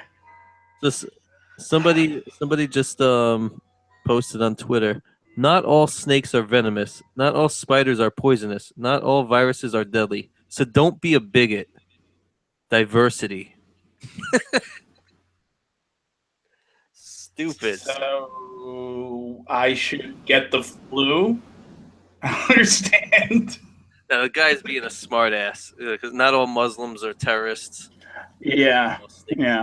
Not all Russians are. Not all Muslims are terrorists, but just like the flu, it might kill you. Oh man, yeah. Operation Chaos has its own section on Wikipedia. That's funny. Yeah. Well, the Democrats were trying to get, and the Never Trumpers, and Egg McMuffin, and all those faggots were trying to get people to do that during this primary for Trump. Collusion. What? That was bigger collusion than Russia. Yeah. But retweeting an account that might have been based out of the Kremlin, you're now Trump should be impeached for it. Something he had no control over. McMuffin was a pretty popular hashtag a few days ago. A lot of people are saying he could have been a leaker at certain meetings, and allegedly. No, sorry. He wasn't a leaker. He actually was hiding in his closet, and he was a peeker as he watched the big black man fuck his wife. Peeker, not leaker. Oh, you're gonna get your words straight. That makes more sense. Peeker.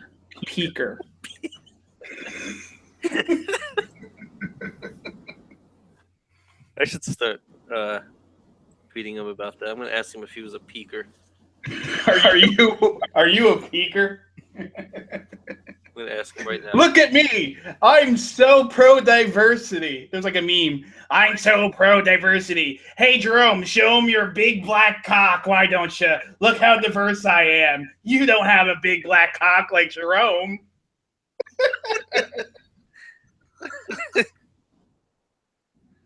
These fucking conservatives, and they're mostly Mormons. I don't understand it. I don't know what the fuck is going on in Utah. You have a tranny running for Senate. You have all these literal cucks in Utah. You know what? I'm gonna check. I'm gonna check something.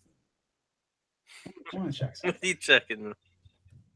I'm gonna have to delete my browser history because my son goes on this computer sometimes. Fill the air. All right. So I just asked Evan McMullen if he's a peeker. I'll probably just get blocked. Yeah. So yeah. What else are we doing here?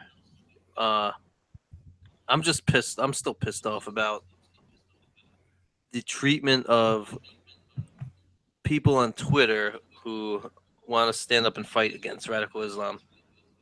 I've been wound up all friggin' day today about this shit. I can't fucking help it. Ranting. All right. So, real quick, I'm looking at an article, Pornhub. Let's see. Most searches for cuck porn by state: West Virginia, New Hampshire, Kentucky, Alabama, Vermont. Let's see. I'm gonna see, where's Utah? Solid red. Utah's 32. You think it would be more?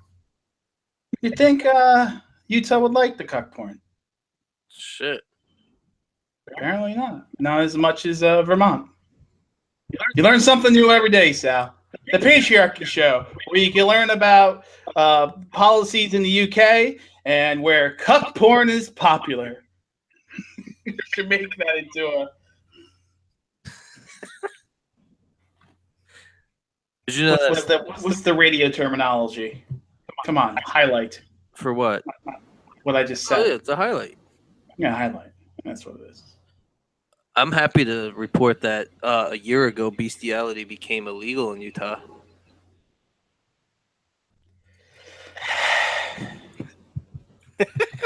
Are they that ugly there? I guess so. But sodomy still remains illegal. They'll never touch that. That's been illegal. Finally, bestiality is though. How long did it take? I don't know. 2016 finally law finally changed. Jeez.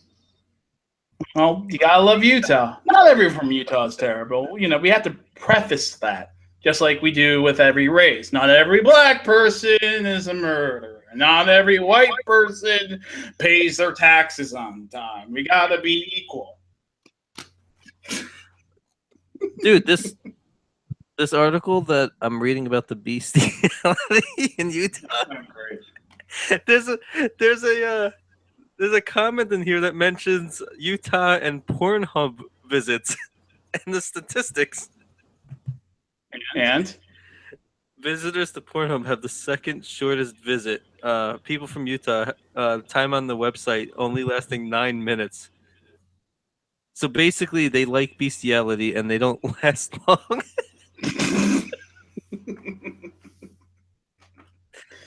Hey, Sal. What's happening?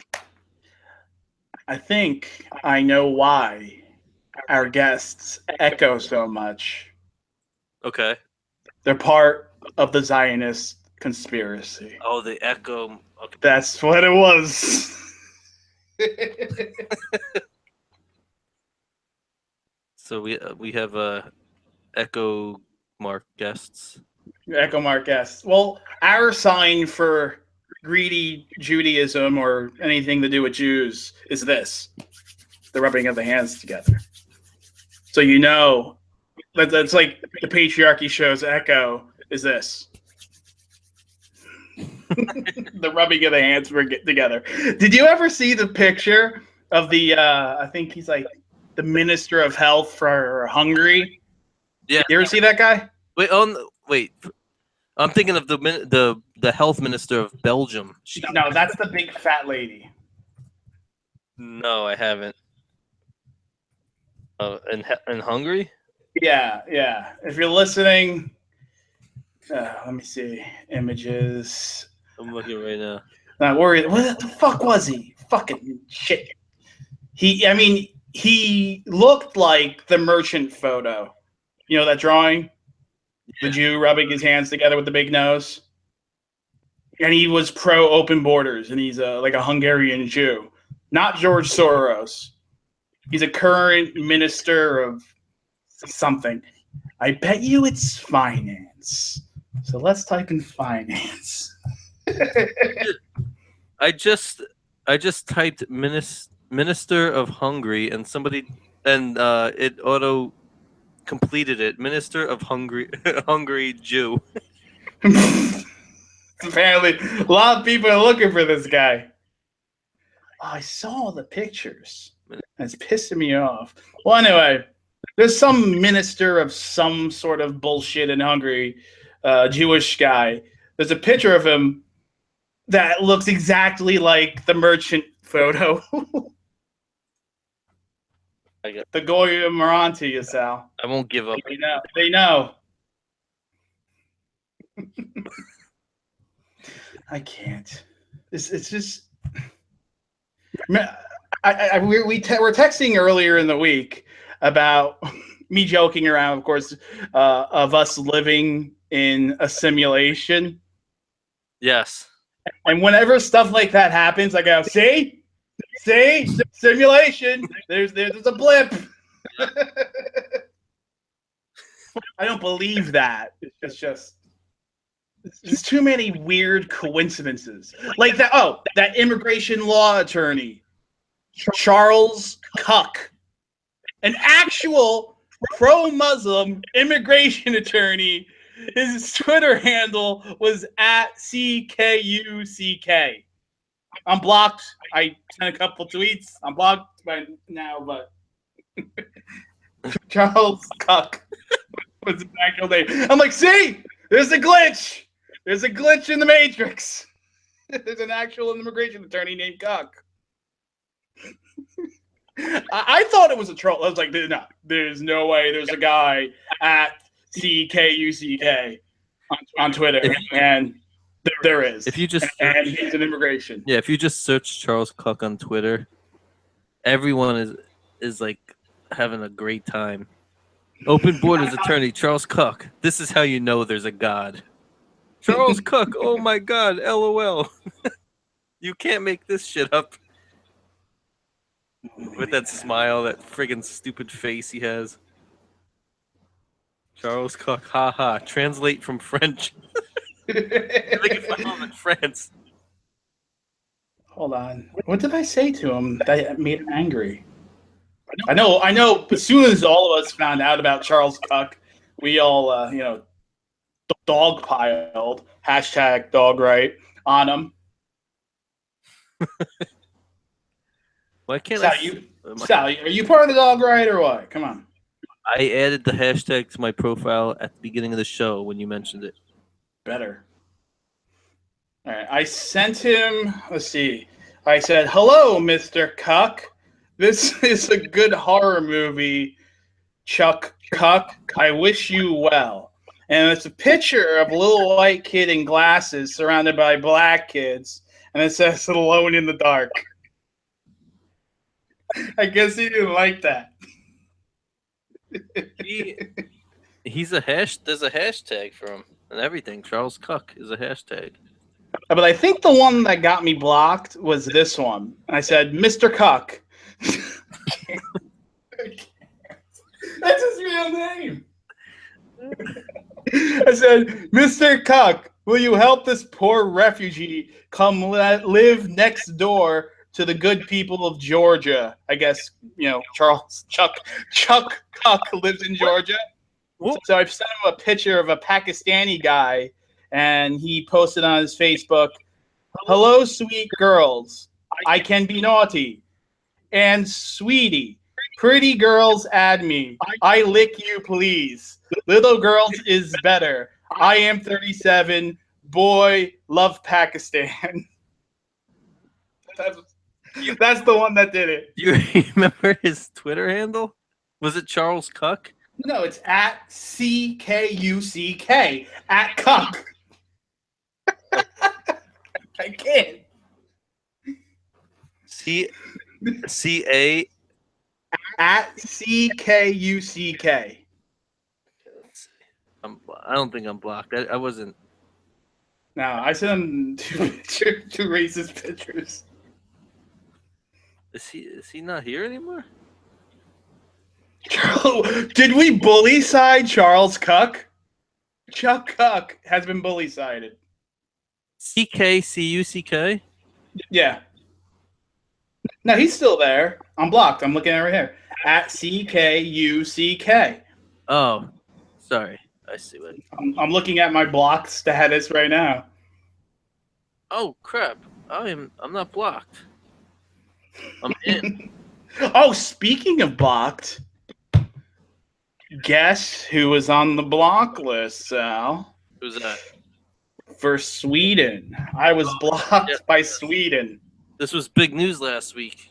Yeah, the week we didn't have a show. Yeah, but apparently I was blocked by Sweden. And show was actually so was the Patriarchy Show account was also blocked by Sweden. I'm still. They must not like us. They're like, they echo too much. I can't do any foreigner accent. If you ask me to do a Irish accent, it'll be the same as my Russian accent. And I'm usually good with voices, but accents.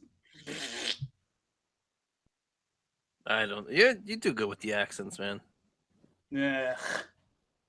I still think my Irish sounds Russian. Well, maybe that's because I'm a spy. Charles Koch is pushing hard for Ossoff. Oh yeah, the Democrat, of course. They're gonna. I hope the Democrats blow a bunch of money in there because the Republicans are gonna win. So. I mean, I haven't looked at the polls, but it's kind of pointless. Charles Koch. All right. There's a glitch in the Matrix. I'm having too much fun with this guy. I'm out. Oh, you're done with the show? You're just gonna tweet Charles Koch? Yep. And then right on cue, ding dong. Every time we mention Kochs. Yeah, every time we talk about Kochs, a grandfather clock chimes. That's too many C's. I can't say that many C's in a row. Man. Fucking ridiculous. Great. What, Mr. Koch? Yeah. Oh, that was a loud one. Oh, that's because it's the midnight one. Oh man. That's extra loud. Trained professionals, folks. Trained professionals. How long did you intern, Sal? Oh man. 2006 to about 2014, maybe. And you worked with Joe Scarborough, right? Mm-hmm. You know, kill your intern and then deny it, Joe Scarborough, allegedly. Allegedly. Allegedly, you have to say allegedly, and you have to say things in a question. So you never know. They might be aunties, Sal. Maybe that's possible. Possible. Joe Scarborough is going to kill you next. You'll be the next intern to be killed.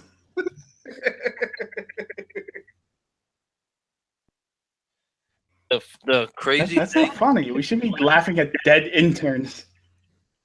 The only dead intern that comes to the top of my mind when I think about that is Chandra Levy. Okay. Yeah. Anyone over the age of 35 knows who that is. So, yeah, Google Chandra Levy. Do you think the congressman did it? Possibly. Yeah. We're talking about news from 20 years ago. Did he do it? 2001. Cold case, Patriarchy Show. Gary. You know what show I like that I've been watching? What's that?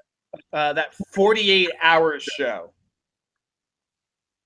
It's just cops talking to black people about murdering other people. That's the entire show. And it's reality. Is it like that live police show or live whatever they call it? Cops. Live. They have the cops live now, right? Yeah. Yeah, so it's the same thing, but it's pre-recorded. But so the detective goes in, interviews the black guy, does the detective skills, and something happens. Usually someone gets caught. Jeez. And it's how every fucking time it's a black person. No one's complained about this show yet. I know. Every episode, I think, except for maybe one or two, and I've watched a lot. There've been black people that not only were the suspects, but were also the murdered. One guy was going around shooting homeless people that were wrapped up in blankets. He was just like, I just had to get the demons out of me, yo. What network? Killed like 3 people. Yeah. What network is this on? Discovery? One of the Discoveries, like ID or one of those. Discovery. I think I'm gonna act like I'm outraged. I'm gonna tell them that they're racist. They'll take it seriously. I don't want them to cancel my show of watching black people get arrested. Freaking cancel. Because one person from New Jersey complained. You show racist. You only show black people killing black people. Well, our response would be is tell the black people to stop killing each other. 48 hours. White people equal tax fraud. Black people equal homicide. What is this shit? What? 48 hours? That's the one. On CBS. No, that's a different show. No, that's not it. I'll find it soon. It's good because a lot of it's in like New Orleans and like in the middle of post-Katrina ghetto New Orleans. It's exciting TV if you like to watch that sort of shit. They just sound sometimes, like I said, sometimes there's no rhyme or reason, and like this black person, you know how they blame white people for being the majority of serial killers. This guy just goes around and shoots homeless people. You never hear about that guy being a serial killer. Jeez. That's I have to report them. I'm outraged. I'm outraged. Your show is racist. It shows reality. Oh man. If you keep showing actual things happening, you're in big trouble, Buster. Freaking did I ever tell you what happened with me at WABC? Anally raped? When I was interning there, and I was basically my mentor was the guy with psoriasis that I like to talk about all the time. Yeah. Well, he had to take some time off for some reason, and he decided to pair me up with this guy named George Weber. Did you ever hear that name before? George Weber. Was he a weekend host at WABC? He was a news guy there. Okay. Now, for people who don't know, we're talking about AM radio. So if you're under the age of 30, you probably don't know what that is. Yeah, well, But you interned at the biggest AM radio station in the country, right? Most listened to, yeah. Yeah. So go ahead.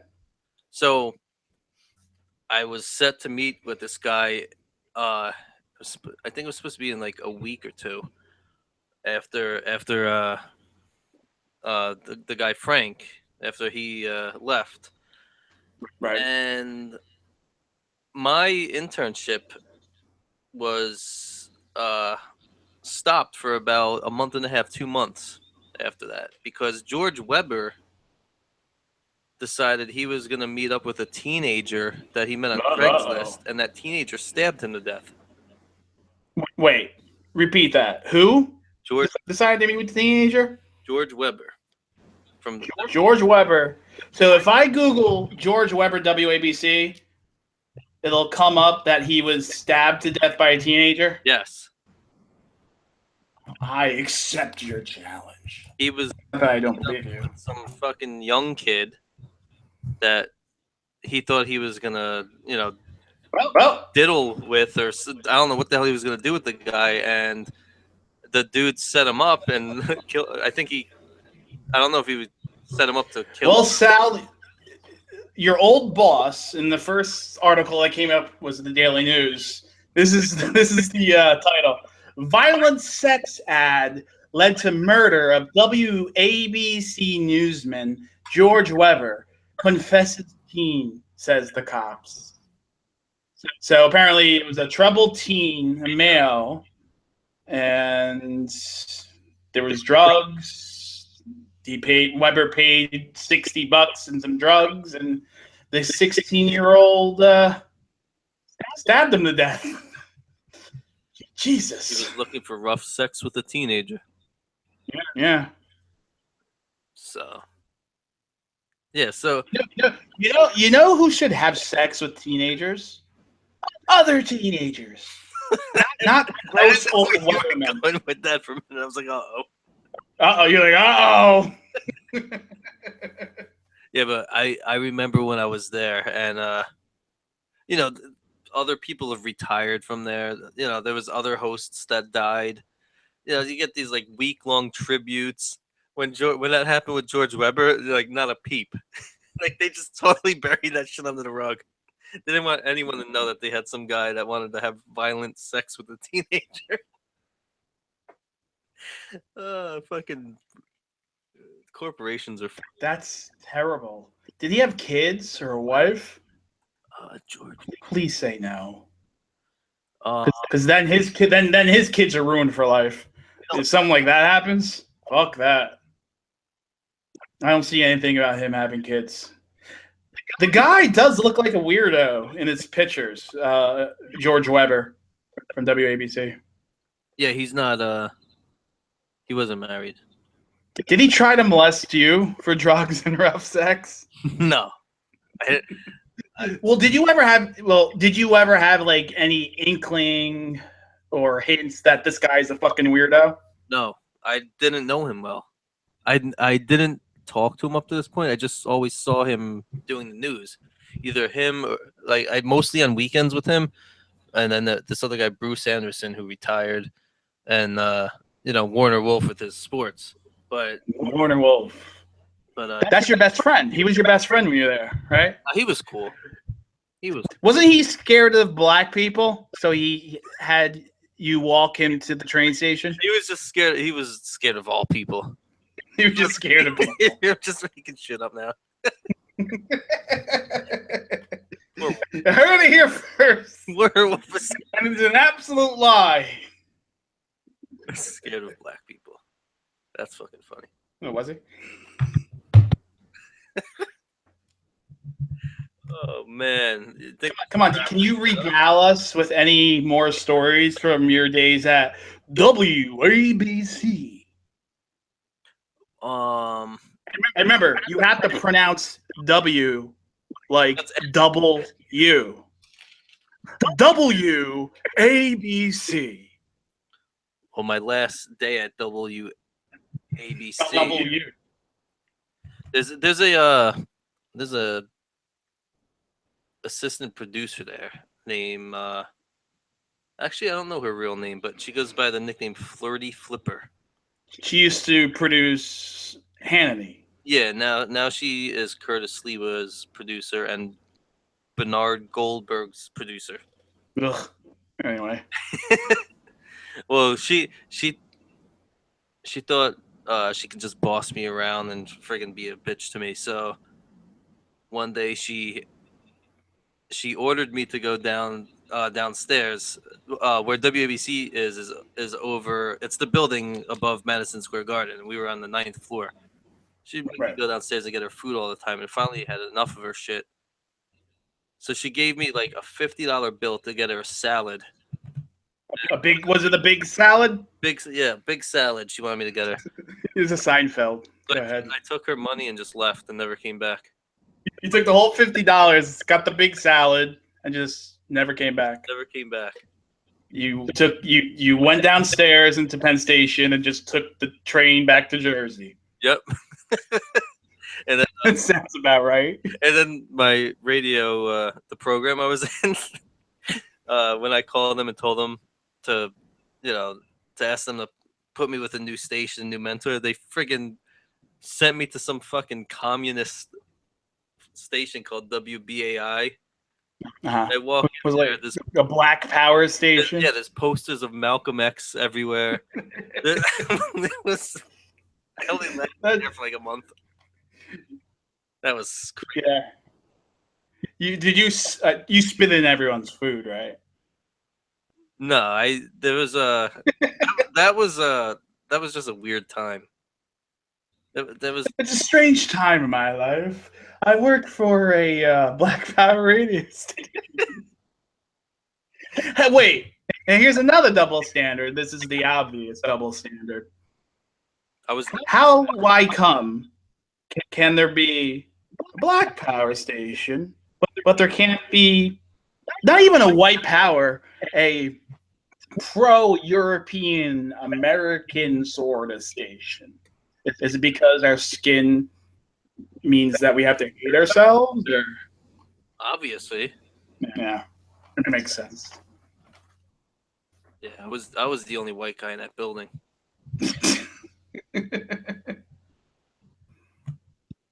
It's like, oh shit.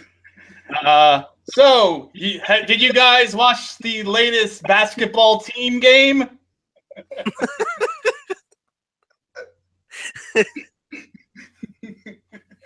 Did you hear the latest track dropped by 50 Cent?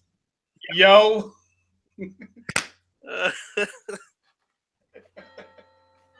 Oh man, that place was horrible. No, it was only a month. Is that station even on the air anymore? Because most AM stations are just infomercials for like dick pills and cancer, Viagra that cures cancer or some shit. Yeah, and WABC and a few others in the city, they have a lot of sponsors, and they have no problem running. WBAI, they went. The way they operated was 100% fundraising, and I don't think they're around anymore. They couldn't. They decided to rent part of a building on Wall Street. Ugh, the rent must have been ridiculous. Yeah, so they couldn't afford it. I think they had to close up shop not too long ago, and their only radio show that anyone might have heard was their morning show, which was connected to Democracy Now. Okay, which Democracy Now? That was part of Air America? I believe so.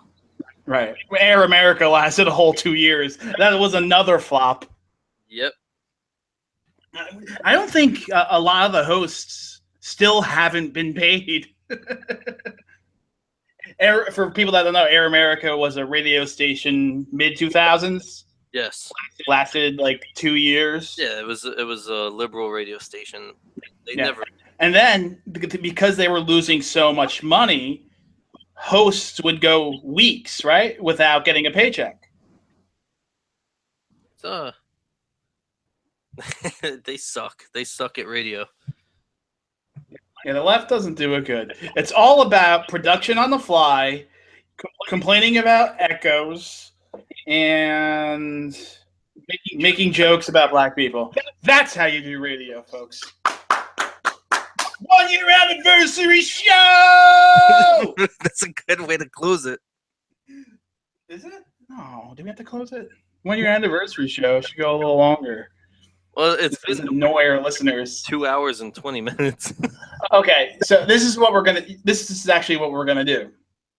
I'm gonna close. Yeah, you know what? We'll close it out, but because and in honor of what happened in Manchester, and to show a unified front with our brethren across the pond, we're going to play a speech by Enoch Powell, a very famous speech read by an actor, because all the ones I was searching for is like bits and pieces of his speech. Okay. So I think it's very important. And I think It was he gave it in 1968, and he said 15 to 20 years you're not going to even be able to talk to your neighbor because they won't be able to speak English and all this other stuff.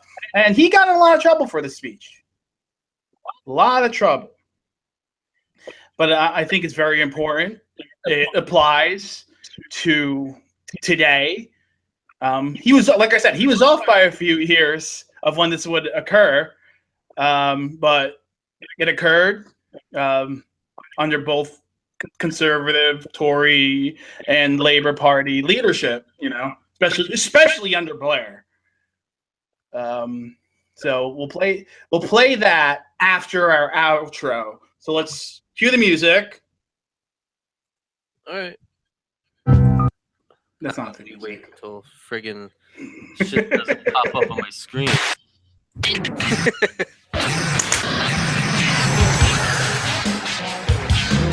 1 year anniversary.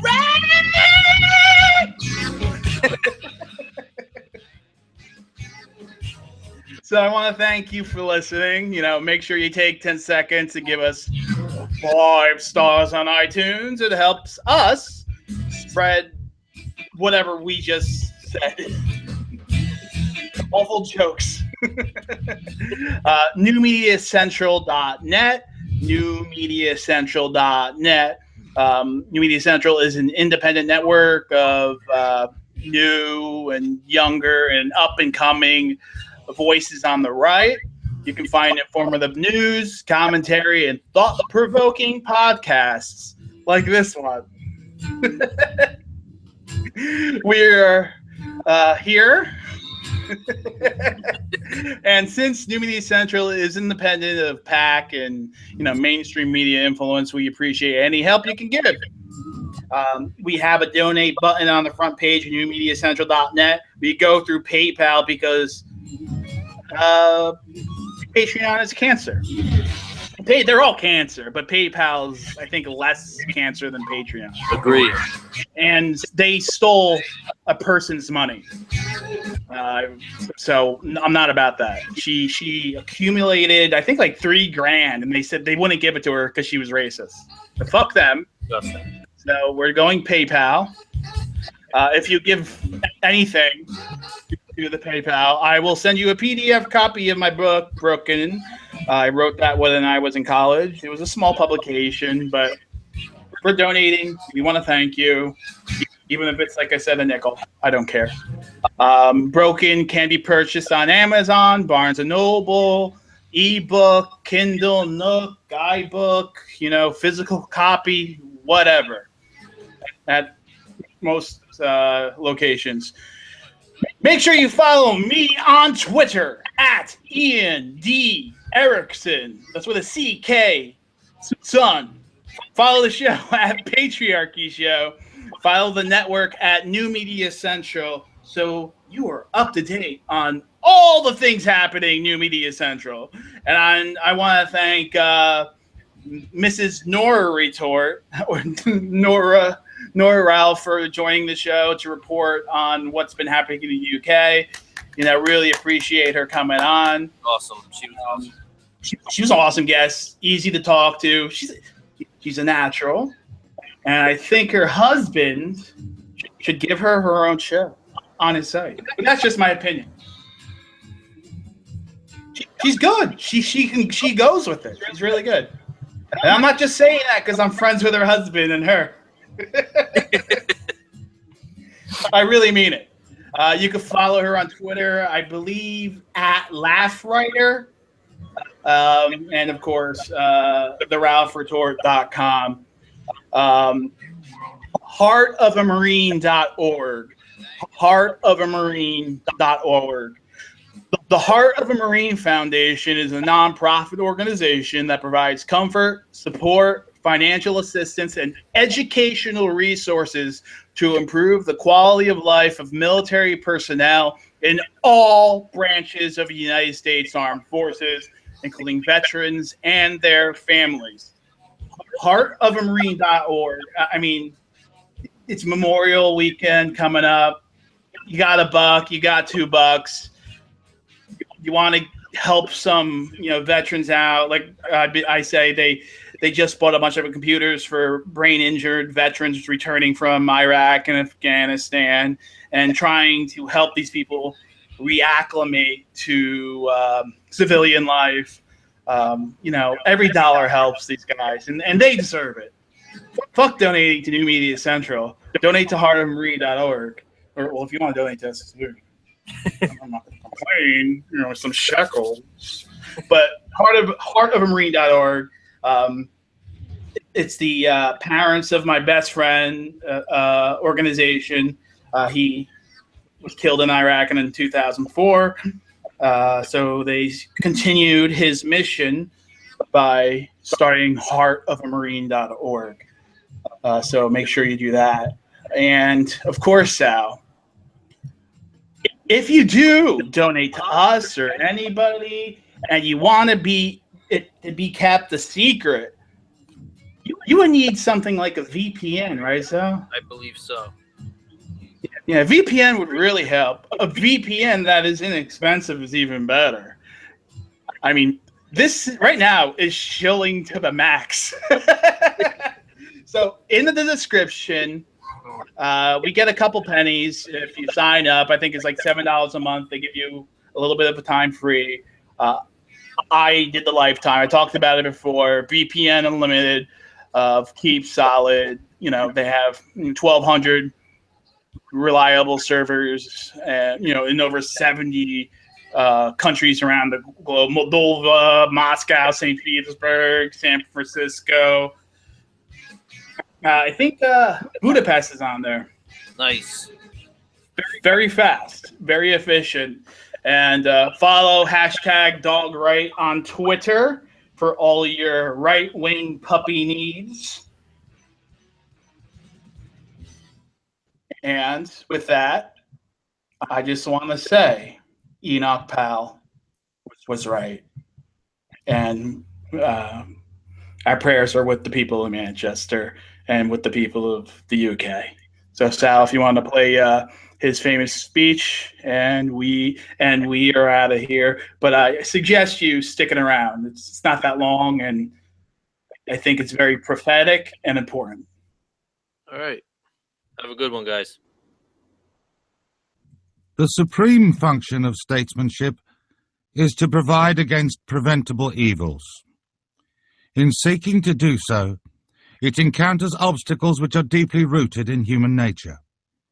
One is that by the very order of things, such evils are not demonstrable until they have occurred.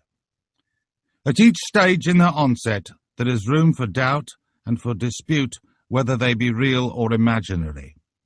By the same token, they attract little attention in comparison with current troubles which are both indisputable and pressing. Whence the besetting temptation of all politics to concern itself with the immediate present at the expense of the future. Above all, people are disposed to mistake predicting troubles for causing troubles, and even for desiring troubles. If only, they love to think, if only people wouldn't talk about it, it probably wouldn't happen. Perhaps this habit goes back to the primitive belief that the word and the thing, the name and the object, are identical.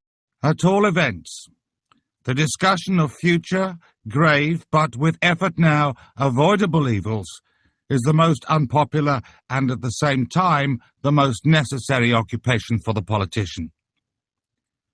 Those who knowingly shirk it deserve and not infrequently receive the curses of those who come after. A week or two ago, I fell into conversation with a constituent, a middle-aged, quite ordinary working man employed in one of our nationalized industries. After a sentence or two about the weather, he suddenly said, "If I had the money to go, I wouldn't stay in this country." I made some deprecatory reply to the effect that even this government wouldn't last forever, but he took no notice and continued. "I have 3 children, all of them been through grammar school, and 2 of them married now with family. I shan't be satisfied till I've seen them settled overseas. In this country, In 15 or 20 years' time, the black man will have the whip hand over the white man. I can already hear the chorus of execration. How dare I say such a horrible thing? How dare I stir up trouble and inflame feelings by repeating such a conversation? The answer is that I do not have the right not to do so. Here is a decent, ordinary fellow Englishman who in broad daylight, in my own town, says to me, his Member of Parliament, that his country will not be worth living in for his children. I simply do not have the right to shrug my shoulders and think about something else. What he is saying, thousands and hundreds of thousands are saying and thinking. Not throughout Great Britain, perhaps, but in the areas that are already undergoing the total transformation to which there is no parallel in 1,000 years of English history. In 15 or 20 years, on present trends, there will be in this country 3.5 million Commonwealth immigrants and their descendants. That is not my figure. That is the official figure given to Parliament by the spokesman of the Registrar General's office. There is no comparable official figure for the year 2000, but it must be in the region of 5 to 7 million, approximately 1/10 of the whole population and approaching that of Greater London. Of course, it will not be evenly distributed from Margate to Aberystwyth and from Penzance to Aberdeen. Whole areas, towns and parts of towns across England will be occupied by sections of the immigrant and immigrant-descended population. As time goes on, the proportion of this total who are immigrant descendants, those born in England who arrived here by exactly the same route as the rest of us, will rapidly increase. Already by 1985, the native-born would constitute the majority. It is this fact which creates the extreme urgency of action now, of just that kind of action which is hardest for politicians to take. Action where the difficulties lie in the present, but the evils to be prevented or minimized lie several parliaments ahead. The natural and rational first question with a nation confronted by such a prospect is to ask, how can its dimensions be reduced? Granted it be not wholly preventable, can it be limited, bearing in mind that numbers are of the essence? The significance and consequence of an alien element introduced into a country or population are profoundly different according to whether that element is 1% or 10%. The answers to the simple and rational question are equally simple and rational. By stopping or virtually stopping further inflow and by promoting the maximum outflow. Both answers are part of the official policy of the Conservative Party. It almost passes belief that at this moment 20 or 30 additional immigrant children are arriving from overseas in Wolverhampton alone every week. And that means 15 or 20 additional families a decade or two hence. Those whom the gods wish to destroy, they first make mad.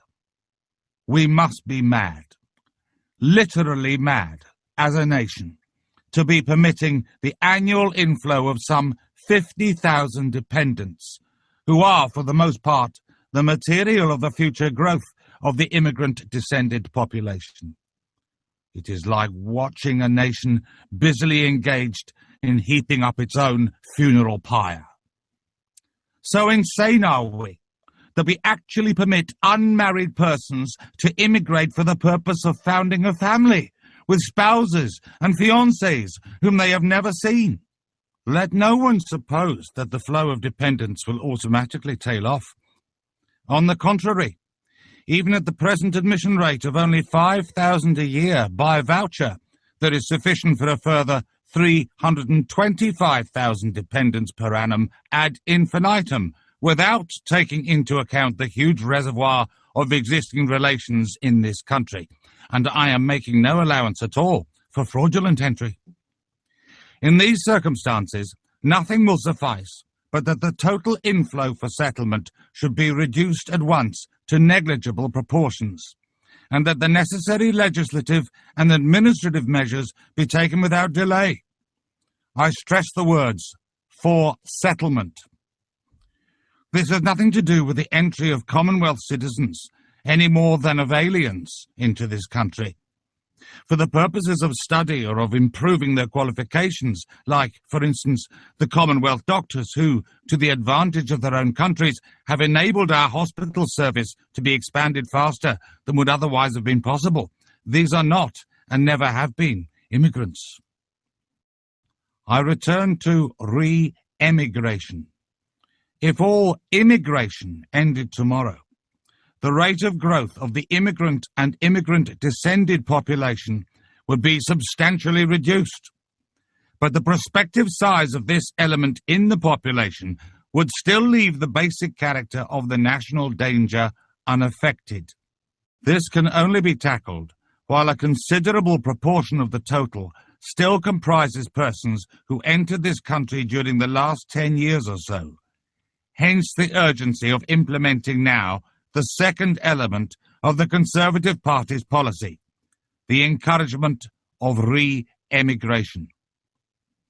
Nobody can make an estimate of the numbers which, with generous grants and assistance, would choose either to return to their countries of origin or to go to other countries anxious to receive the manpower and the skills they represent. Nobody knows, because no such policy has yet been attempted. I can only say that even at present, immigrants in my own constituency from time to time come to me asking if I can find them assistance to return home.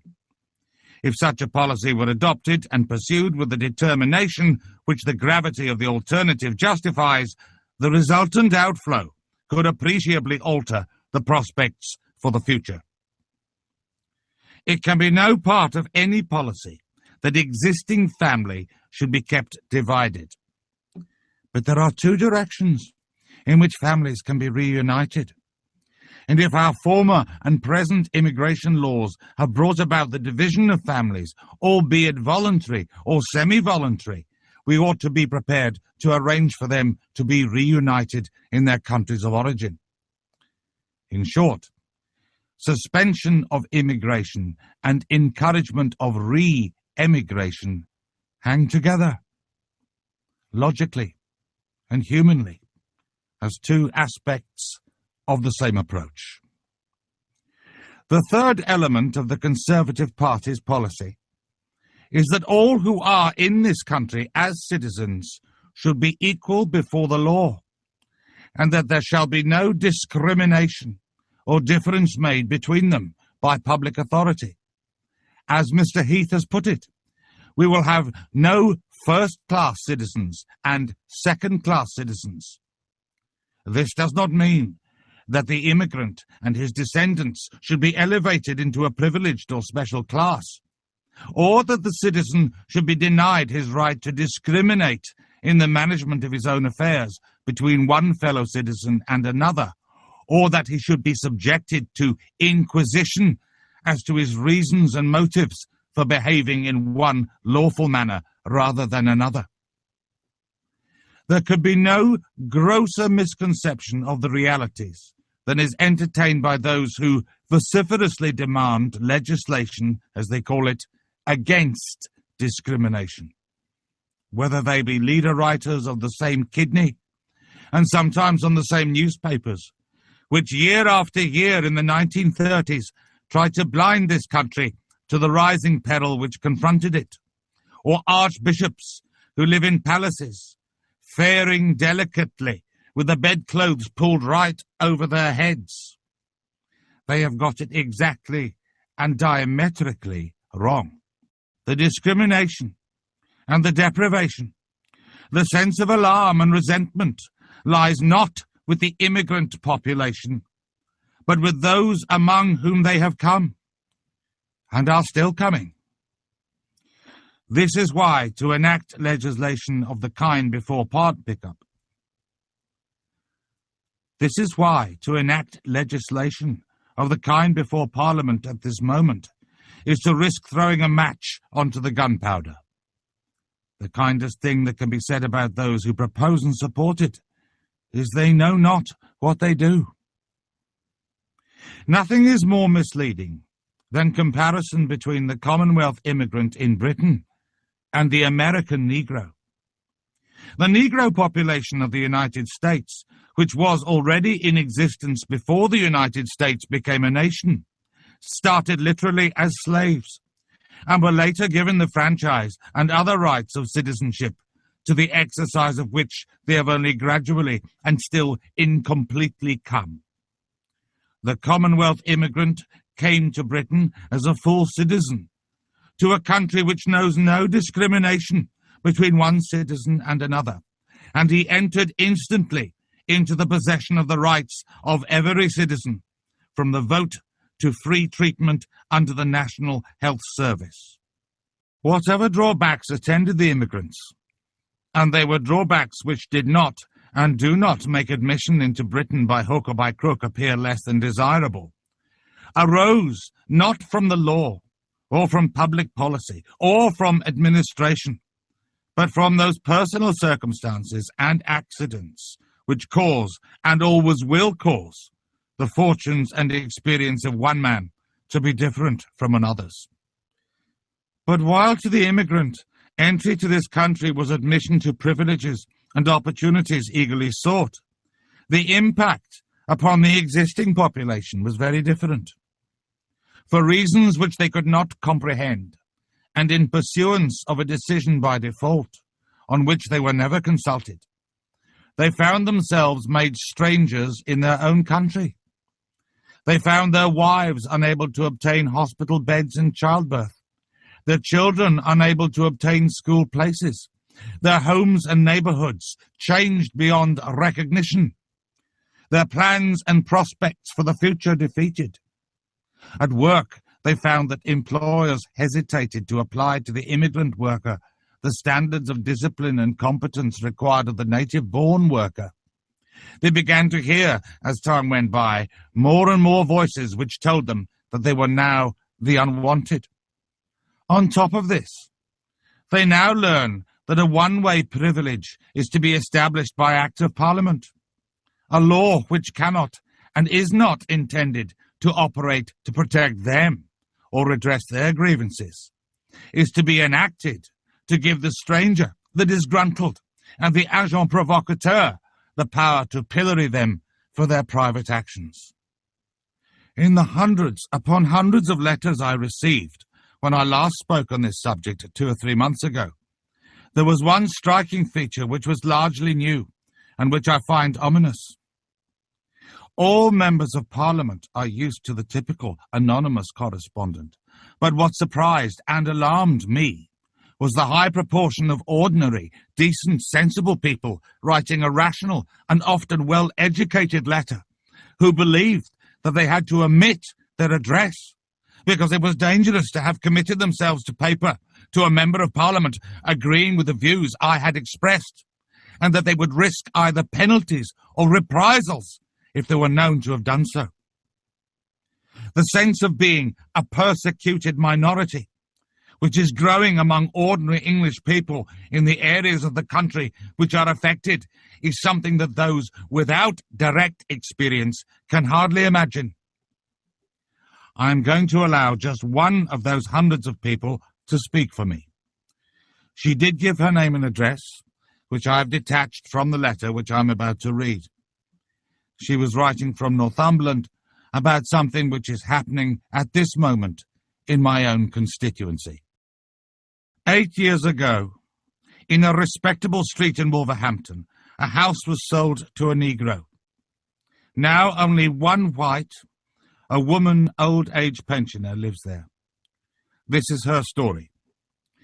She lost her husband and both her sons in the war, so she turned her 7-roomed house, her only asset, into a boarding house. She worked hard and did well, paid off her mortgage, and began to put something by for her old age. Then the immigrants moved in. With growing fear, she saw one house after another taken over. The quiet streets became a place of noise, and confusion. Regretfully, her white tenants moved out. The day after the last one left, she was awakened at 7 a.m. by two Negroes who wanted to use her phone to contact their employer. When she refused, as she would have refused any stranger at such an hour, she was abused and feared she would have been attacked but for the chain on her door. Immigrant families have tried to rent rooms in her house, but she always refused. Her little store of money went, and after paying her rates, she had less than £2 per week. She went to apply for a rate reduction and was seen by a young girl who, on hearing she had a 7-roomed house, suggested she should let part of it. When she said the only people she could get were Negroes, the girl said, "Racial prejudice won't get you anywhere in this country." So she went home. The telephone is her lifeline. Her family pay the bill and help her out as best they can. Immigrants have offered to buy her house as a price which the prospective landlord would be able to recover from his tenants in weeks, or at most in a few months. She is becoming afraid to go out. Windows are broken. She finds excreta pushed through her letterbox. When she goes to the shops, she is followed by children, charming, wide-grinning pickaninnies. They cannot speak English, but one word they know. Racialist, they chant. When the new race relations bill is passed, this woman is convinced she will go to prison. And is she so wrong? I begin to wonder. The other dangerous delusion from which those who are willfully or otherwise blind to reality suffer is summed up in the word integration. To be integrated into a population means to become, for all practical purposes, indistinguishable from its other members. Now, at all times, where there are marked physical differences, especially of colour, integration is difficult, though over a period not impossible. There are among the Commonwealth immigrants who have come to live here in the last 15 years or so many thousands whose wish and purpose is to be integrated and whose every thought and endeavour is bent in that direction. But to imagine that such a thing enters the heads of a great and growing majority of immigrants and their descendants is a ludicrous misconception, and a dangerous one to boot. We are on the verge here of a change. Hitherto, it has been force of circumstance and of background which has rendered the very idea of integration inaccessible to the greater part of the immigrant population, that they never conceived or intended such a thing, and that their numbers and physical concentration meant the pressures towards integration which normally bear upon any small minority did not operate. Now we are seeing the growth of positive forces acting against integration, of vested interests in the preservation and sharpening of racial and religious differences, with a view to the exercise of actual domination, first over fellow immigrants, and then over the rest of the population. The cloud no bigger than a man's hand that can so rapidly overcast the sky has been visible recently in Wolverhampton, and has shown signs of spreading quickly. The words I am about to use, verbatim, as they appeared in the local press on 17th of February, are not mine, but those of a Labour Member of Parliament who is a minister in the present government. The Sikh community's campaign to maintain customs inappropriate in Britain is much to be regretted. Working in Britain, particularly in the public services, they should be prepared to accept the terms and conditions of their employment. To claim special communal rights, or should one say rights, leads to a dangerous fragmentation within society. This communalism is a canker. Whether practiced by one colour or another, it is to be strongly condemned. All credit to John Stonehouse for having had the insight to perceive that, and the courage to say it. For these dangerous and divisive elements, the legislation proposed in the Race Relations Bill is the very pabulum they need to flourish. Here is the means of showing that the immigrant communities can organize to consolidate their members, to agitate and campaign against their fellow citizens, and to overawe and dominate the rest with the legal weapons which the ignorant and the ill-informed have provided. As I look ahead, I am filled with foreboding, like the Roman. I seem to see the river Tiber foaming with much blood. That tragic and intractable phenomenon, which we watch with horror on the other side of the Atlantic, but which is interwoven with the history and existence of the states itself, is coming upon us here by our own volition and our own neglect. Indeed, it has all but come. In numerical terms, it will be of American proportions long before the end of the century. Only resolute and urgent action will avert it even now. Whether there will be the public will to demand and obtain that action, I do not know. All I know is that to see and not to speak would be the great betrayal.